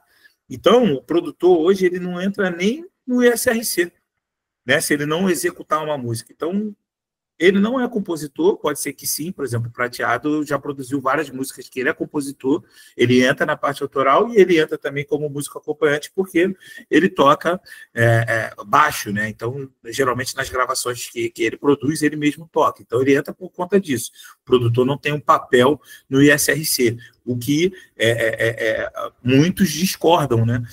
O produtor poderia sim ter um papel ali, dividir os percentuais junto com os músicos, já que é ele que está regendo, ele que fala, cantor, canta assim, cantor, diminui aqui, não seja tão agressivo nessa parte, faz o churrasquinho, né? A galera no pagode fala muito isso, né? Para diminuir ali o som, sair alguns instrumentos, né? Durante a gravação. Então, o produtor tem um papel muito importante na música, mas, de fato, ele não tem um papel hoje na lei do direito autoral para ele entrar no ISRC ou entrar como compositor. Por favor, Johnny. Não, então, justamente, essa questão do produtor vai do entendimento pessoal, né, da palavra aí, da semântica, quer dizer, mas basicamente eu entendo o produtor como alguém que leva uma música ou sabe levar uma música do 0 ao 100. Não quer dizer que ela que vai fazer, tá? Mas ela entenda todos os processos e ela acompanhe ou execute esse processo do 0 ao 100. Ou seja, a gente tem uma obra e depois tem um fonograma. Para mim, esse é o produtor, né? O beatmaker, ele é o cara que vai só compor, né? Não que seja pouco, né? Só, mas ele vai compor uma música, um arranjo, um beat, e o trabalho dele, de certa forma, acaba quando ele termina de fazer essa composição, essa obra, esse beat, né? E acabou. Ele não participa, ou não necessariamente precisa participar do resto da composição, ou seja, da citação, inclusive, né? Exemplo, ele fez um beat, enviou para alguém, e aí essa outra pessoa já tinha sua letra lá, e aí musificou, ou seja, colocou uma melodia na letra, e aí você tem uma fusão de duas obras, que é a obra do beat, mais a letra e melodia do cara lá, numa nova obra, uma terceira obra que seria um subproduto dessas duas, né? Esse é o beatmaker. O produtor ele geralmente está ali junto no todo. Ele realmente não está só fazendo o seu segregado e entregando e próxima, né? Não que tenha algum problema, né, novamente, mas eu acho que é muito importante a galera entender que, na verdade, a evolução do beatmaker é virar um produtor. Cada vez estar mais junto, próximo da música, ao ponto dele, né, passar a colaborar também com a parte do outro, se tornando o processo todo em uma obra só, né, e não em duas obras, fazendo citação. Alô? Pode falar, foi eu que pensei Não. que você tinha dado a pausa. Desculpa. Tá. E aí, então, basicamente, na minha cabeça é isso. E como, né, a gente trabalha aqui, né, a gente, na Adamal, a gente sempre que pode e entende que existiu uma diferença nesses enquadramentos, a gente separa, né, através da citação, né, como o Anderson me informou, a terminologia aqui no Brasil, justamente para a gente entender quando existe um beat à parte, que era um beat e a outra pessoa usou lá, então vão ser citações, ou quando é o contrário, né, o nosso artista aqui, o nosso autor, no caso, já tinha sua letra escrita, melodia, ele participa de um outro arranjo de alguém, né, de uma outra obra, então uma citação, né, da obra dele na outra obra. Para quê? Para que a gente tenha autonomia e realmente uma separação objetiva para que todos os autores, né, de N obras, sejam normais ou sejam de citação, possam utilizar suas obras livres, né? Esse é o maior objetivo. E também, de certa forma, a gente desmistificou, né, o processo antigo que era lá do funk, de usar sample, né? Que é justamente esse lance de não pedir, né? Nos anos 90 a galera usava o sample do tamborzão lá, Miami Bass e tal, e deveria pedir autorização para o Steve B, né? Todo mundo deveria pedir autorização para o Steve B naquele tempo. E aí, consequentemente, o que acontecia? As obras, elas não tinham o tamborzão, só tinha realmente a pessoa meio que só considerava a parte da letra. Então, nenhum produtor de funk tinha autoral. Mas, de certa forma, fazia sentido, já que o beat, né, o batidão já não era deles mesmo. Então, já Sim. não seriam eles a serem inseridos. Então, tá aí tudo bem. E aí, na evolução do trap e tal, chegando para agora, aí a gente tem a problemática, né, de que os beats não são mais feitos assim, né, só com sample, sem nenhuma musificação, vamos colocar. Então, os beatmakers hoje, de produtores, eles sim se enquadram como autores, né? Eu falei mais cedo hoje com o Anderson, que é um exemplo disso, é Beethoven. Você vai me dizer que o Beethoven não era um autor. Ele era um autor. Ele compunha as suas músicas, então tem ritmo, né? Tem melodia, tem harmonia, é obra, né? Então, a parte que a galera tem que entender mais é justamente isso. A gente encapsula, né, N determinações da obra como uma música. Então, se você tem melodia e letra, é música. Se você tem ritmo e harmonia, é música. Se é ritmo e melodia, é música. E agora cabe a gente entender quem fez o quê e em que momento fez para poder separar, né, e registrar dessa forma. Aí lá na parte do fonograma já é um pouco mais complexo, porque é na parte que se incide custos, né? Quando a gente fala de autoral, não incidem custos, né? A criação ela é gratuita, você faz da forma que você tiver, você não está gravando, você pode fazer um arranjo no violão e depois tocar ele com uma flauta na gravação. Então não tem nada a ver. A grande questão é quando você passa para gravação, né, para fixar o fonograma, aí vem a pergunta: quem pagou os músicos? Foram necessários músicos para gravar, primeiramente? Ou usaram as ferramentas do beatmaker, o produtor lá, né, já direto para o fonograma? Foi negociado de que forma? Existia uma tarifa, royalties? E aí, também, no final, a discussão se, então ele era aqui no fonograma músico acompanhante e se não foi pago nada, combinamos aqui, né, a gravadora, seja quem for, que ele também é um produtor fonográfico, já que os custos, né, auferidos do sample, das coisas lá, ele fez, né, o arranjo, e já amassou, tá aqui, a gente negociou, ele faz parte, ou não. Então, tem toda essa questão, mas isso é uma coisa de entendimento pontual, não tem como, né? Cada processo é um processo, então uma música, uma obra, um fonograma, você tem que conversar essas coisas. Mas de maneira geral, eu acho que o que faz a gente entender fácil isso é entender que fonograma é quando existe conversa de dinheiro, né? E obra é quando a gente está falando puramente da criação, da criatividade, dos aspectos e quem fez o quê, e encaixar as pessoas nesses lugares, né? E aí eu acho que torna tudo mais fácil para a gente entender e aí registrar. E aí o resto é o acordo, bom e velho acordo com todo mundo, para todo mundo entender, tá claro, e seguir em frente. Acho que é isso. Muito bom, cara, muito bom assim, a tua exploração. Eu queria fazer algumas observações dentro do que foi falado, né? Por exemplo, o beatmaker, né?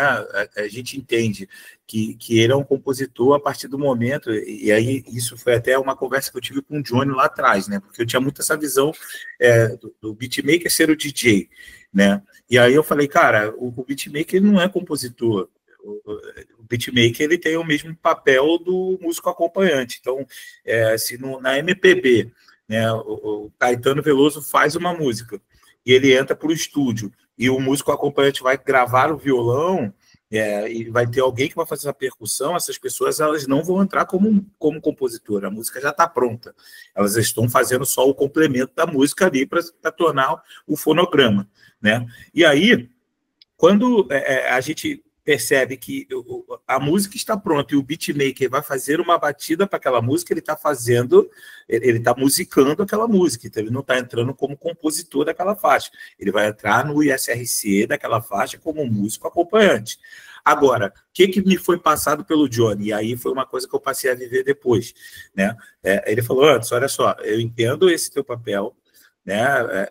Tá certo dentro do que você está falando, mas não está mais nascendo assim, né? Como é que as músicas estão nascendo? Os produtores estão fazendo beat, estão indo para o estúdio apresentar esse beat e a galera está fazendo a música em cima desse beat. Então, existe uma música, que é o que o Johnny está falando, existe uma música instrumental ali.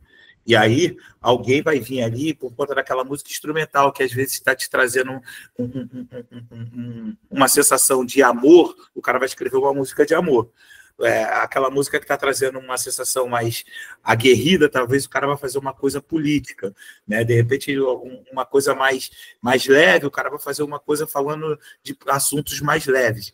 Falei, entendi. Então, eu entendo sim que o beatmaker ele vai ser compositor a partir desse momento em que ele cria a música antes, porque depois que ele cria uma batida em cima de uma música que já está pronta, ele só está complementando e fazendo o ISRC, tá? Então, é muito importante ter essa diferenciação. Então, muitos dos beatmakers, às vezes, procuram a gente de músicas que foram feitas e que ele foi contratado para fazer a batida e ele não entrou como compositor e ele tenta ajeitar a vida dele agora entrando como compositor e o compositor da música não aceita.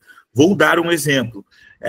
Amor Livre, vamos dizer, né? A gente tem essa música Amor Livre que ela foi gravada em outros, em outros segmentos, no forró e etc.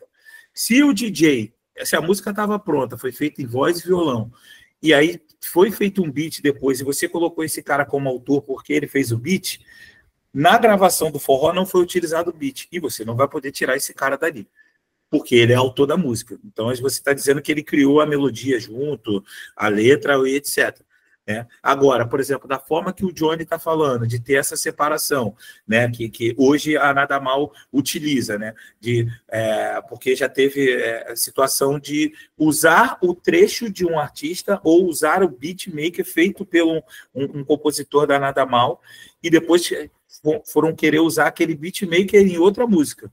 Aquele beat em outra música. Quando for utilizar aquele beat em outra música, todas as pessoas que fizeram suas letras separadas e colocaram naquele beat, como eles assumiram que fizeram a música junto, sem citação, eles precisam ser informados e pedir autorização, porque eles fazem parte daquela música.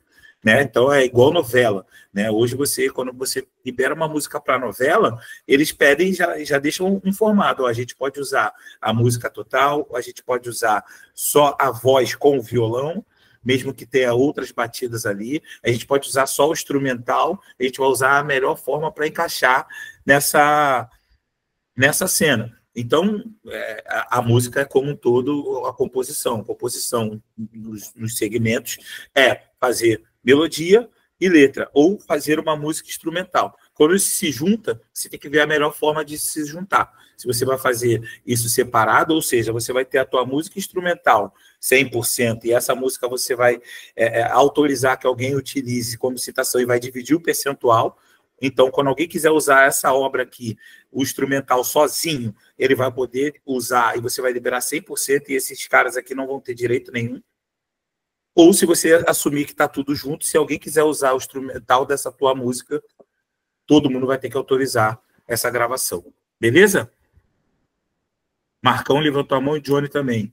Fale aí, por favor. Só para complementar, acho que o Johnny vai até contribuir com o que você terminou de falar agora, mas acaba que até foge um pouco do escopo, né, nosso aqui, do que esbarra no trabalho que a gente faz em publish na parte autoral, né, mas acabou que o Johnny falou bastante de fonograma, e tem muito, acredito que tenha muito também uma mentalidade, principalmente o Johnny que está à frente de um selo, do selo como esse lugar também que oferece a infraestrutura para essa música estar sendo criada, né? Então, artistas que estão em selos e próprias pessoas também que estão aqui assistindo, né, que tem selo, né, é importante vocês entenderem isso também, né, no quanto de estrutura para a criatividade acontecer, vocês estão fornecendo para os artistas de vocês e, consequentemente, isso influencia ali também na forma como vocês estão definindo, né, percentuais e participações dentro de fonograma.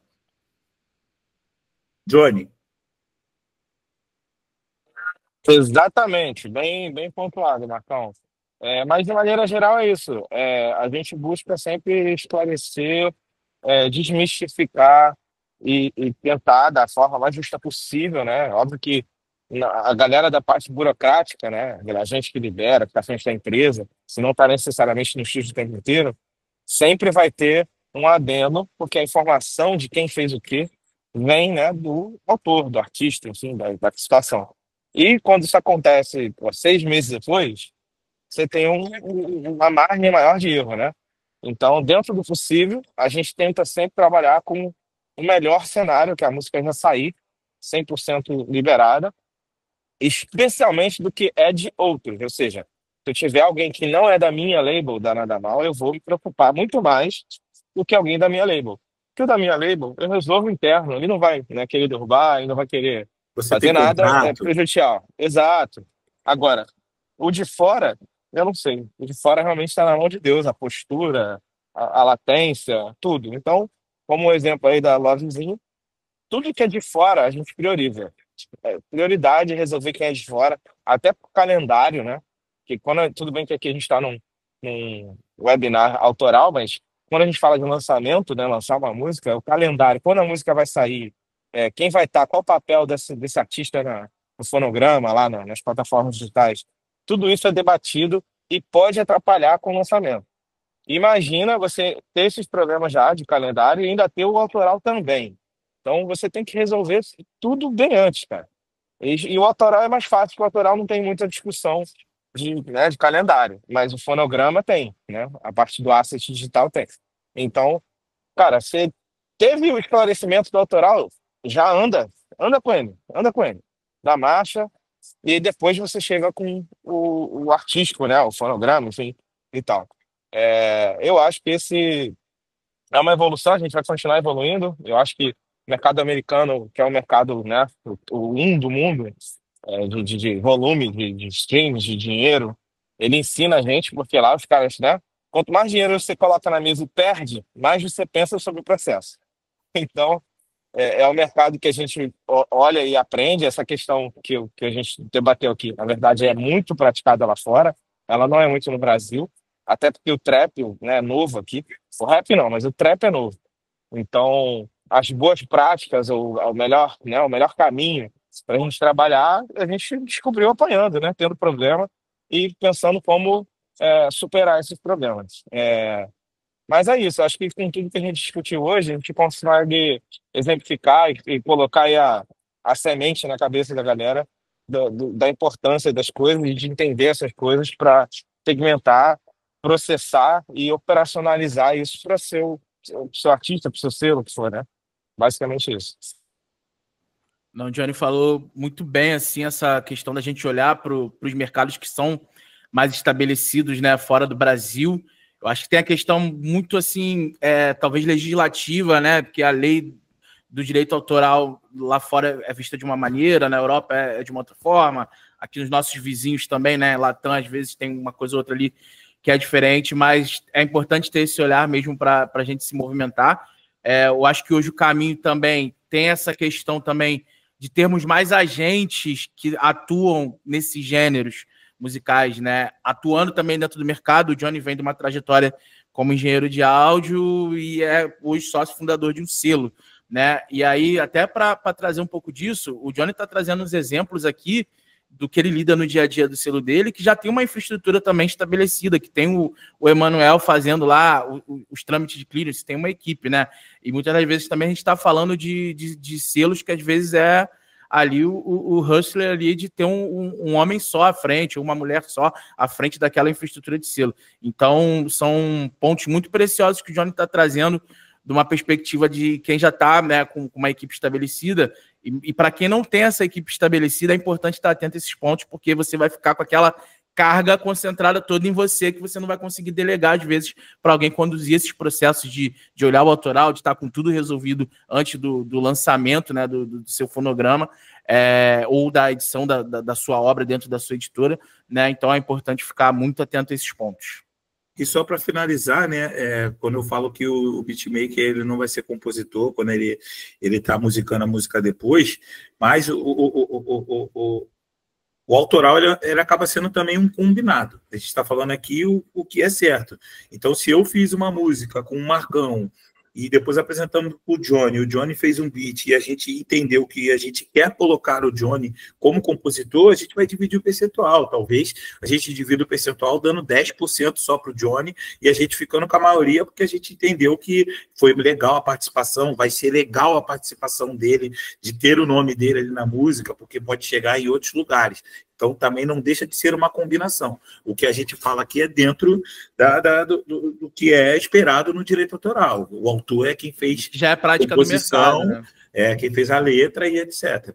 Tá? É isso. Vamos avançar aí. Johnny. Gente, desculpa, eu caí aqui, mas eu caí em bom momento, eu preciso sair. Mas queria agradecer o convite aí da One Publishing. E qualquer pergunta aí, eu respondo tardio de alguma forma para o Anderson, para alguém, tá? Que for o caso. E tento responder também nas minhas redes, para quem, né, me acompanha por lá. Tentar responder o máximo possível. Mas é isso. Obrigado pelo convite. Acho que é uma pauta importante. A gente precisa elucidar as pessoas sobre esses pontos, sobre a realidade do autoral, que ela, no Brasil, né, ela é muito mística, vamos colocar assim. E é isso. Só agradecer. Obrigado pela parceria de sempre, Marcão aí, Anderson. E vamos seguir, vamos fazer a galera ser mais consciente, ter mais noção do autoral e ganhar mais dinheiro com o autoral. Aí, ser um autor mais feliz. É isso. Beleza, É isso, gente? Johnny. Um abraço. Johnny, brigadão, irmão. Valeu, até a próxima. Galera, o Tchau, chat tchau. está aberto aí para pergunta, tá? Se tiver alguma pergunta para o Johnny, vocês quiserem fazer aqui, não tem problema. Talvez a gente consiga responder para vocês. Se for alguma coisa muito específica dele, né, coisa pessoais ou coisa tá nada mal, aí vocês podem procurar a rede social dele ali, falar que participou aqui do bate-papo, tá? Quem quiser fazer pergunta, Safari, pode escrever para a gente ter uma dinâmica melhor aqui. Vocês escrevem para a gente na mensagem, vocês vão ver aqui do lado direito, vai ter tipo uma cartinha, o chat, e aí vocês podem escrever aí as perguntas de vocês e a gente vai respondendo. Se ainda ficar com dúvida, é só mandar novamente, tá? E aí, como eu estava ali enquanto isso, né, a gente estava ali no slide anterior, né, e aí as boas práticas, acho que a gente falou bastante, né, sim. Da forma... Eu passei mais só porque já tinha aberto o chat, sim. Mas no fim a gente estava falando disso, né, das boas práticas. Exatamente, mesmo. Acho que é isso, vocês podem procurar o site da sociedade de vocês, lembrando que o site da sociedade de vocês talvez não tenha todas as músicas que estão no ECAD, né, porque cada sociedade é responsável por mostrar as obras e fonogramas que tenham pelo menos um autor, ou a músico, ou o intérprete, ou o produtor fonográfico, ou editora, né, que faz parte ali do cast dele. Se não tiver nenhum desses personagens na sociedade, não vai aparecer. Então, no ECADNet é mais fácil de aparecer. O ECADNet também, ele tem um tempo de atualização, né? Então, músicas mais recentes pode ser que não apareçam logo de cara, né? Mas em algum momento vai aparecer, mas não você buscando ali o nome do autor, né? Na obra, você pode, de repente, procurar pelo nome do autor e ver as obras dele e procurar as obras mais recentes dele, onde ele está editando, que provavelmente ele continua editando ou tem um contrato de exclusividade com essa editora. Beleza? Acho que a galera tá tímida aí para fazer pergunta, hein? Safari, acho que você tá com a mão em pé, liberou aí para você mandar um áudio para a gente aí. Você quer fazer uma pergunta? Se puder abrir a câmera também, show. Aí você tem que liberar o microfone, tá? Se você estiver falando aí, tem que liberar o microfone. Ali do lado esquerdo tem uma opção que você pode liberar o microfone. Será que ele apertou sem querer? Oi. Oi, Safari, pode falar. Tá ouvindo? Estamos te ouvindo. Opa, beleza, eu não estou conseguindo nem abrir só a câmera aqui, mas eu fiquei com uma dúvida em relação, tá bem bacana aí a live, fiquei com dúvida em relação à produção fonográfica. Exemplo, eu vou no estúdio, produzo uma música com o produtor, e onde que ele entra? Eu banco toda a produção fonográfica, né? Eu sou associado ao UBC, mas exemplo, onde que ele entra geralmente no fonograma? É o que eu gostaria de saber. Geralmente eu combino uma parte de royalty, uma porcentagem, e também o produtor, né, o beatmaker, ele me ajuda ali, me auxilia. Eu acabei entendendo legal essa questão de DJ, de produtor e beatmaker, mas às vezes eu tenho um auxílio ali desse produtor. E onde que ele entra? Ele entra como arranjador ou não? Então, legal sua pergunta da parte fonográfica, né? Mas a gente consegue te responder aqui. O que acontece? Tem dois momentos ali que você está falando da parte de produtor, né? Quando você fala de divisão de royalties e tal. Na execução pública, que é lá na UBC, você que bancou, né, a gravação, você que pagou tudo e etc., você entra como produtor fonográfico. Você pode ser produtor fonográfico como pessoa física ou como pessoa jurídica. Então, você vai dividir o mesmo percentual que o intérprete. E os músicos acompanhantes têm um percentual menor ali para receber. E o DJ, nesse caso, se ele foi um músico acompanhante, né, se ele fez ali, ele faz parte da gravação, ele vai entrar como músico acompanhante. E aí tem a parte no digital, né? No digital, os músicos acompanhantes não recebem. Então, o certo é receber o intérprete e também o produtor fonográfico, né, o responsável pela gravação. As plataformas digitais pagam somente essas duas partes. Mas isso não impede de você criar um contato informando quanto é que cada um vai ganhar. Se você acha que o DJ que te ajudou na produção, ele tem que ganhar 10% na parte artística, você tem que prever esse contrato para falar quanto é que o intérprete vai ganhar, quanto é que você vai ganhar como produtor, né, e quanto essa pessoa vai receber. Antigamente, nas gravadoras, né, quando ainda não tinha digital, né, e depois até quando surgiu o digital, alguns empresários eles entravam para ganhar um royalty. Então, o produtor fonográfico ficava para a gravadora e o grupo tinha um acordo com esse grupo ou com esse artista que ele receberia também um percentual. E aí esse percentual era dividido. Aqui na UAM, por exemplo, você consegue fazer isso através do share, né? Então, tem uma ferramenta que funciona muito bem, que você pode mandar share para as outras pessoas. Ah, Anderson, pedi liberação para um autor, o autor não me pediu um dinheiro para liberar a faixa e eu não tive condições de pagar. Se você, de repente, oferecer para ele o share da parte artística, ele vai receber. Não tem nada a ver ele receber como um artista, mas é uma combinação sua que você está fazendo, uma negociação sua, onde você está falando que vai passar para ele 10%, 15% da parte artística que seria sua. E aí você vai fazer o share para ele, vai botar isso em contrato e ele vai receber esse valor. Bacana, bacana. Peguei a visão aqui. Bem claro mesmo. Falou, Safari. Valeu, galera. Valeu, Safari. Douglas, você consegue ir liberando para as outras pessoas que desejam falar? Tem a Laura, o Rafael e o Brad Anderson, que também estava. Boa tarde, galera. Tudo jóia? Tudo jóia, Laura. Aí, Também Laura? estou com dificuldade de câmera. Enquanto vocês foram falando, eu deixei anotado algumas questões. Eu tenho 3. Vocês querem que eu passe as 3 de uma vez ou a gente vai falando pontualmente? Pode falar as 3 de uma vez, que de repente, se for o mesmo assunto, a gente já consegue responder. Aí, se for coisa diferente e ficar esquecido na nossa cabeça, a gente volta a falar. Perfeito.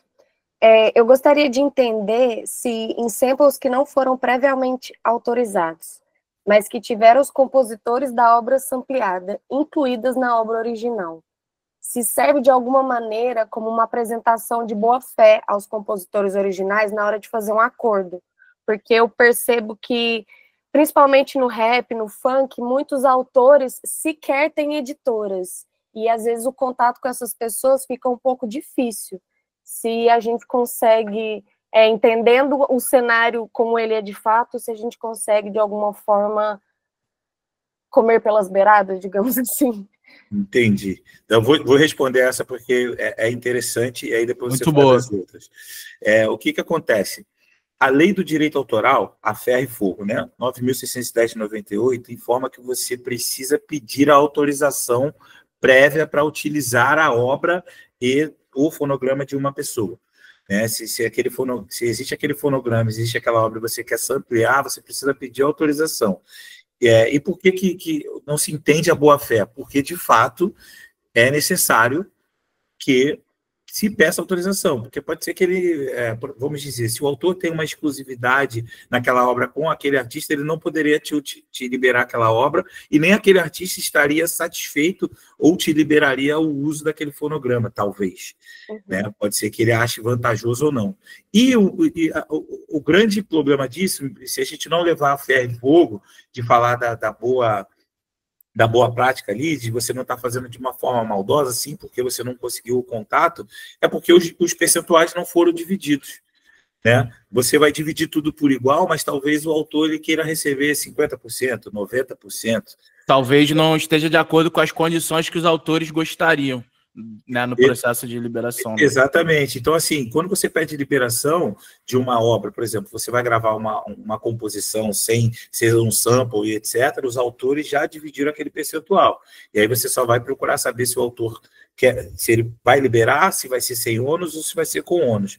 Quando se usa um sample, está se misturando aquela composição, aquele fonograma a outro fonograma. Por exemplo, você teria que passar o share, né, se tratando da parte fonográfica ali, se você está sampleando, eu estou entendendo que você está usando a parte de um fonograma, você precisaria passar o valor para essa pessoa. E qual o valor que você vai passar? Você que vai decidir o percentual e não o dono daquele fonograma vai decidir quanto ele tem para receber. Então, mesmo que você coloque essas informações, é um uso indevido. Ficou claro? Claro, ficou. E eu entendo que a lei, ela deve, igual você falou, ser cumprida a ferro e fogo. Mas eu também não é o que eu costumo ver de artista independente, por exemplo. Esses artistas, eu vou até citar, não sei se eu poderia citar, um álbum que teve muito sucesso no ano passado, que foi Maria Esmeralda. E tem um monte de samples que com certeza não foram liberados ali. E é um álbum de grande sucesso, que está na boca do povo, está dando o que falar, não foi derrubado, e não teve essa autorização formal acontecida, mas que dentro das faixas você vê que os compositores do sample estão ali inclusos também. Entendi. Assim, o que eu posso te dizer é que eu tenho um caso hoje aqui, eu não vou dizer qual a obra, quais são os autores, que a música foi utilizado o sample de uma música. Depois que a música foi lançada, que foram pedir autorização, o lançamento tem mais de um ano, a música nunca caiu, porque a editora e a gravadora estavam esperando, de fato, a resposta dos artistas. E essa semana a gente recebeu a resposta. E a resposta foi assim: olha, a gente pretende deixar o fonograma no ar, sendo que eu não quero que cite os meus autores nessa faixa. Então, na verdade, contrário, né? Os autores pediram para não serem citados, mas eles gostariam de receber 100% de tudo. Então, eles estavam pedindo para as editoras que cadastraram a obra, citando ou não eles, o valor que foi recebido, eles querem receber o relatório e receber aqueles valores. E se não chegar em algum acordo, provavelmente essa faixa vai cair e vai entrar para a justiça. Então, entende que às vezes a gente pensa numa situação, mas talvez o dono da obra, o dono do fonograma, ele quer uma coisa totalmente diferente, entendeu? Sim, sim. Não, foi legal você ter trago esse caso do Maria Esmeralda, porque realmente é um álbum que está na boca do povo, né? Eu não sei se de fato houveram negociações em andamento ou não, né? Se elas ainda estão tramitando, mas nada impede de ser a posteriori, tá? Porque o álbum Crônicas da Cidade Cinza do OG, ele foi lançado nas plataformas digitais lá por 2012, 13, se eu não me engano, e anos depois ele teve que cair com o álbum por causa de uma faixa, que ele usou um sample de jazz japonês, uma parada assim, e teve que depois subir novamente o álbum com um beat refeito. Então, não é porque agora também não caiu ou não houve reivindicação que não impeça, né, os titulares de correr atrás disso no futuro, porque às vezes eles não identificaram ainda que houve, né, esse uso, né, que pode estar sendo de fato indevido ou não. E importante também, só para salientar sobre esse caso que o Marcão falou, quando você sobe um álbum e você utiliza uma obra que não foi solicitada autorização, se o autor resolver que aquela obra tem que ser retirada, todo o álbum cai. E aí não é uma maldade do autor e nem uma maldade das plataformas digitais. Antigamente, quando se tinha um CD físico, e ele estava nas lojas já para ser vendido, e não teve autorização, o autor entrava ali solicitando que aqueles CDs fossem retirados. Então, o CD inteiro de todas as lojas não eram retirados. Então, Sim. é o mesmo entendimento. Se eu acho que hoje já até mudou no digital. Eu acho que hoje consegue deixar só aquela faixa indisponível, mas no passado tinha que cair com tudo mesmo. Na verdade, existe essa possibilidade de deixar indisponível, mas eu acho que por outro motivo, né? Por outro motivo, não por esse. Por esse motivo, continua a mesma coisa. Se for retirado, vai cair tudo. Tá? Infelizmente, acaba caindo todo um trabalho por conta do uso de uma obra ou de um sample que não foi autorizado. Aí, segunda pergunta, até aproveitando esse tema de samples e tudo mais, como que a gente consegue pedir uma liberação de um áudio que foi vindo de um vídeo, ou de uma novela, ou de alguma coisa do YouTube, que não é uma música em si?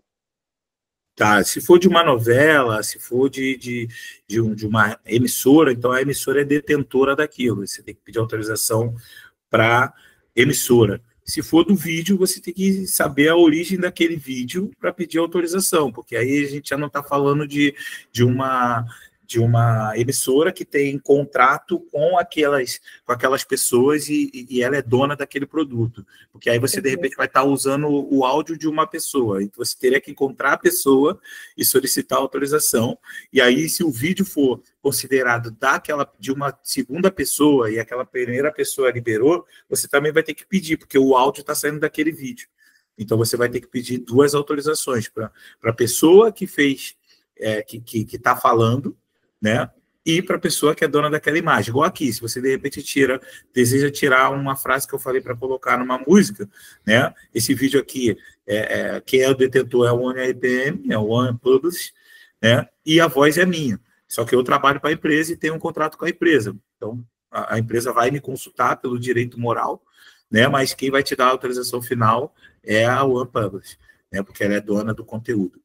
Não, é até legal pontuar. E eu tenho um contrato, né? É legal pontuar isso de emissora, porque a emissora também pode solicitar derrubada. Né? A emissora já tiveram casos.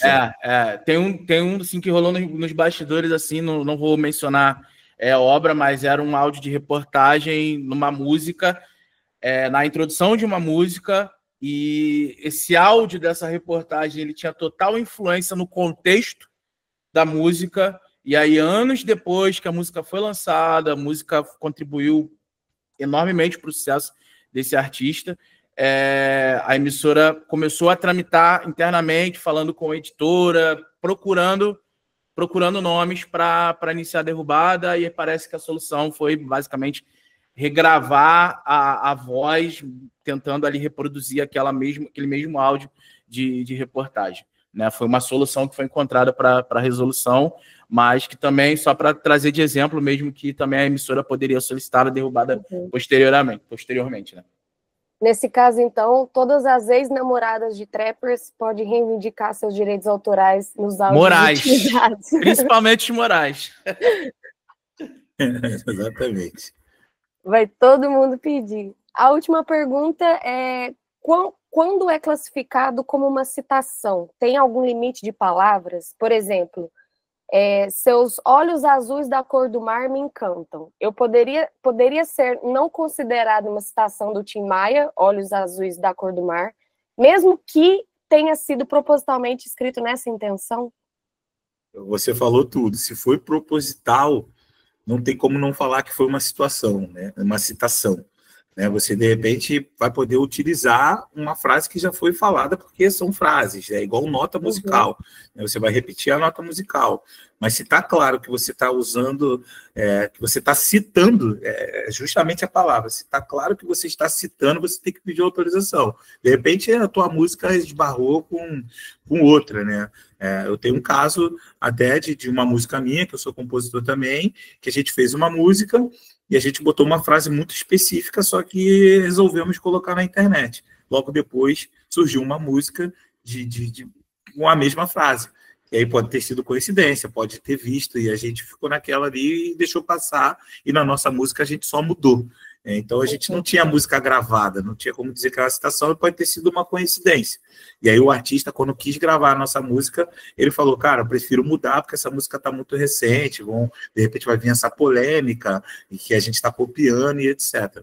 Então, assim, se é citação, se é proposital, não tente fingir que não é. Mascarar, citação, né? Pode crer. não tentar mascarar, é mais fácil Mas você... tem algum limite?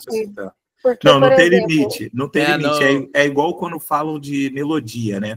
Existe uma lenda urbana falando que sample, até não sei quantos compassos pode utilizar, ou até 3 tantos segundos pode 10 utilizar. Segundos, né? Pode crer. Não, se você está utilizando a mesma melodia, não tem nada escrito na lei que tem um tempo específico que você pode usar, ou até tantas frases que você pode utilizar. Se você está usando, pode ser que você não tenha usado de forma proposital, e aí você talvez vai conseguir provar que você não fez de forma proposital, e isso quem vai decidir depois é a lei. A gente tem esse caso aí, por exemplo, da Adele, né? Do pagode ali, né? Da melodia, que aí, como é que funciona? Tem um laudo que a pessoa contrata um músico, né? Geralmente um... musicólogo até. Geralmente um mestre ali da música, esqueci agora o nome que se dá, e aí ele faz um laudo ali falando de quantos compassos foram utilizados, etc., de quantos % tem de similaridade, etc., e quem decide isso acaba sendo o juiz. Mas eu não arriscaria. Mas sobre citação é isso, né? Se está citando, é melhor pedir autorização, que você corre risco de ter um problema. Nesse caso, aquela música Flowers, da Miley Cyrus, seria considerada uma citação direta a When I Was Your Man, do Bruno Mars? Então, aí eu não posso chegar para você e falar que sim nem que não. Isso aí vai tramitar em justiça. Até o autor tem que requerer, entender que e etc. e tal. Entendi. Então, no fundo, algumas coisas vão ser sempre analisadas caso a caso, né? Tudo é analisado caso a caso, porque, por exemplo, se o autor não chegar e reivindicar aquilo, a editora não reivindicar, vai passar. O autor pode achar que não, o autor pode achar que sim. O prejudicado ali, se ele levantar a mão e quiser correr atrás, ele vai correr atrás. Mas se ele não quiser correr atrás, é porque ele também está deixando de ganhar dinheiro. Será que o autor vai deixar passar batido mesmo? Perfeitamente. Obrigada, rapazes. Nada, Laura. Galera, a gente já está chegando a quase 2 horas. A gente abriu para a Laura aí para fazer 3 perguntas e tal. Se vocês, a gente vai pedir para cada um fazer uma pergunta, e se vocês tiverem, ver aí a pergunta, se vocês tiverem mais de uma, mais importante, e o nosso e-mail vai estar disponível, a gente vai sim responder, tá? Talvez não essa semana, né, porque a gente vai parar no webinar e tem as outras coisas paradas, mas durante a outra semana a gente vai responder todos vocês das outras perguntas, beleza? Anderson, por favor. Maravilha, boa tarde. Está me ouvindo? Estamos te ouvindo. Maravilha.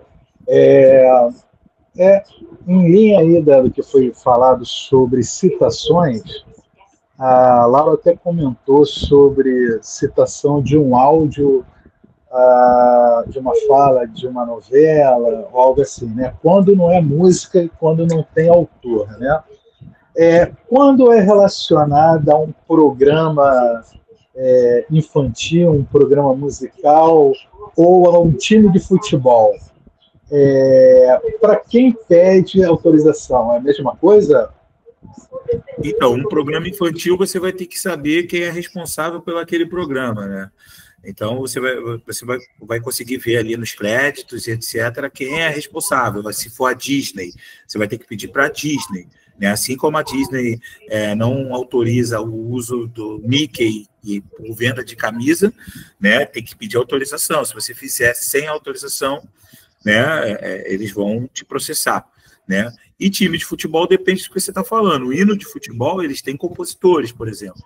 E aí você tem que pedir para a editora desses compositores, tá? Então é o mesmo caso da Laura, né? Você vai ter que pedir. Foi interessante o que você falou.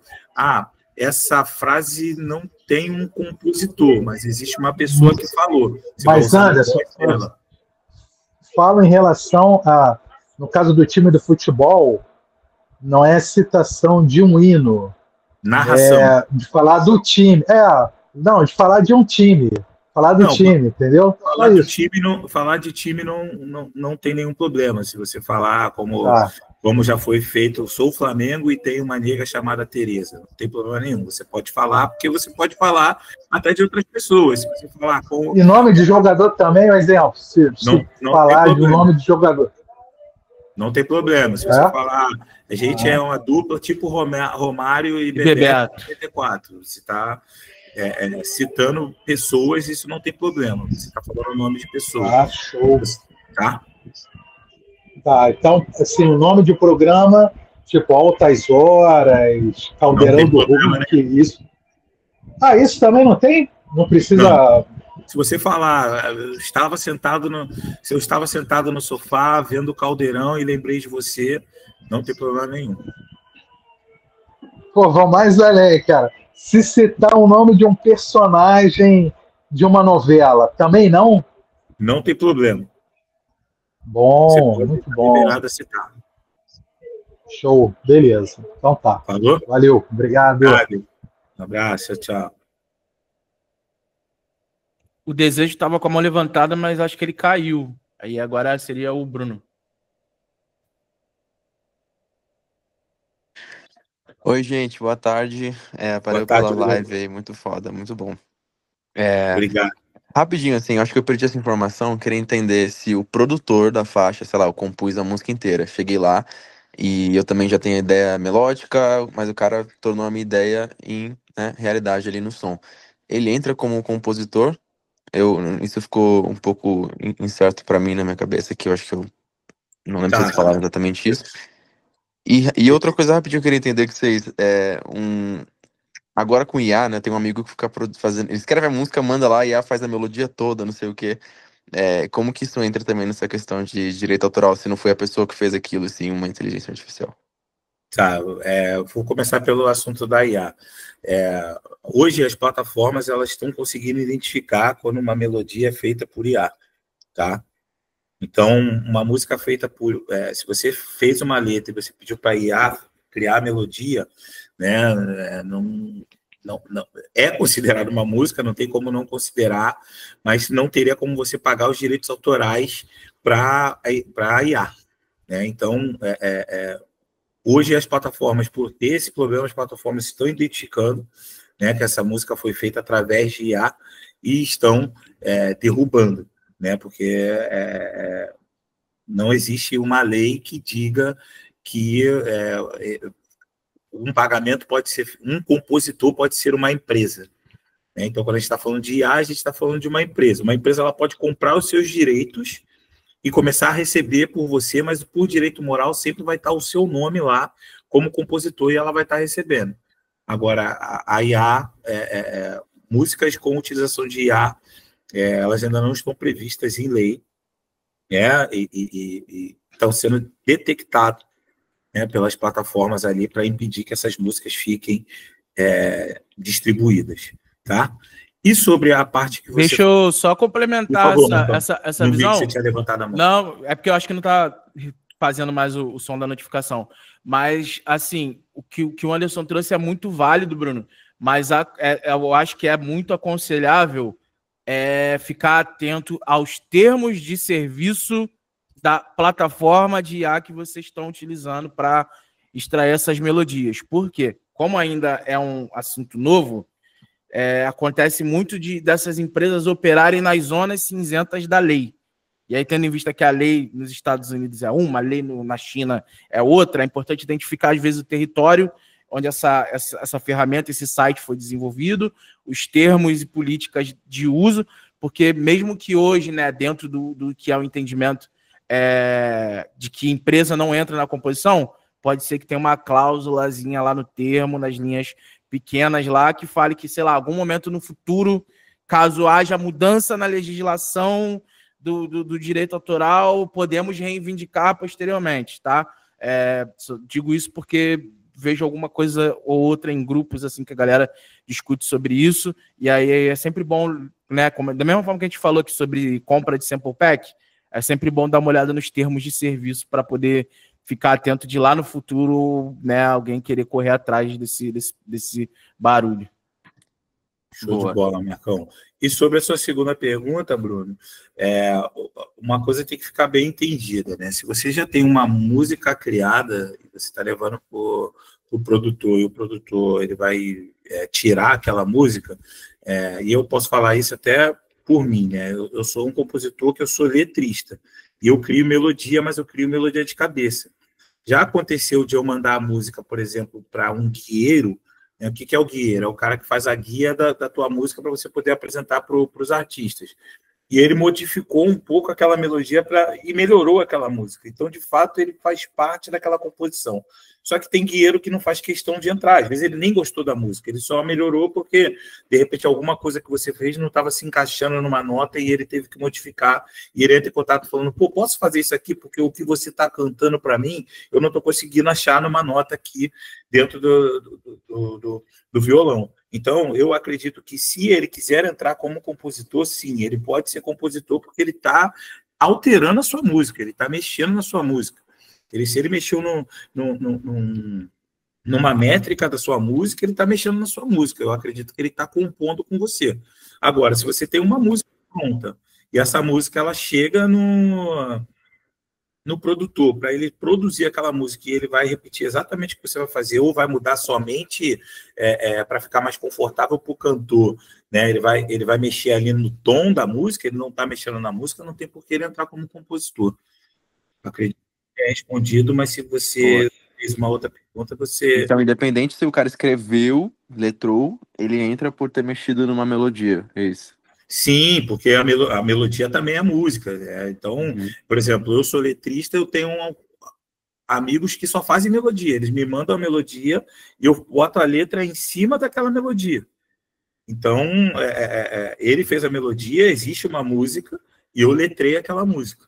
Então, se você foi como o Johnny falou, se você levou uma letra e aí você só tem a letra e não tem ali a melodia, ou você até tem a melodia e você muda aquela melodia, ou você cria a melodia a partir do momento que foi colocado um beat para você ouvir porque te deu um insight, já existe aquela música instrumental e você está fazendo a música em cima. Então, é justo que os dois entrem como autores. Aí tem que combinar só o percentual, não necessariamente tem que dividir por igual. Ótimo, então. Obrigado, gente. Nada. Fechou aí? Acho que é isso, né? Acho que é isso. Galera, agradecer vocês que ficaram até agora, tá? Espero que tenha sido bem rico para vocês, né? Vocês saiam daqui com novas informações, com novas práticas. Lembrando para vocês que a gente faz o serviço, a gente trabalha com editoras e com compositores, a gente faz o recolhimento do digital, a gente ajuda no recolhimento ali as associações, né, na execução pública, a gente faz licenciamento de obra para fonograma, então se alguém utilizar a sua música de forma indevida, a gente vai estar aqui para fazer a lei valer para vocês, né, e responder rápido também para que você tenha esse retorno, porque o grupo possa logo gravar. A gente oferece músicas para agências, para emissoras, para poder ter essas músicas em filmes, séries, minisséries e publicidades, tá? E a gente também faz o recolhimento, né, de UGC, que a gente chama, que são das redes sociais, tá? Então, você ter interesse em trabalhar com a gente, entre em contato aí com a gente aí nesses e-mails, tá? E a gente vai te responder dúvidas ou até mesmo a gente negociar em um contrato para poder fazer esse recolhimento para você e cuidar das obras de vocês. Beleza? Muito obrigado, fiquem com Deus. Um abraço e até a próxima, tá? Valeu, galera. Depois comenta lá como é que ficou, né? Para vocês, lá nas postagens que a gente fez lá, façam comentários lá, o que vocês acharam, o que faltou, para a gente melhorar numa próxima oportunidade. Tchau, tchau, gente.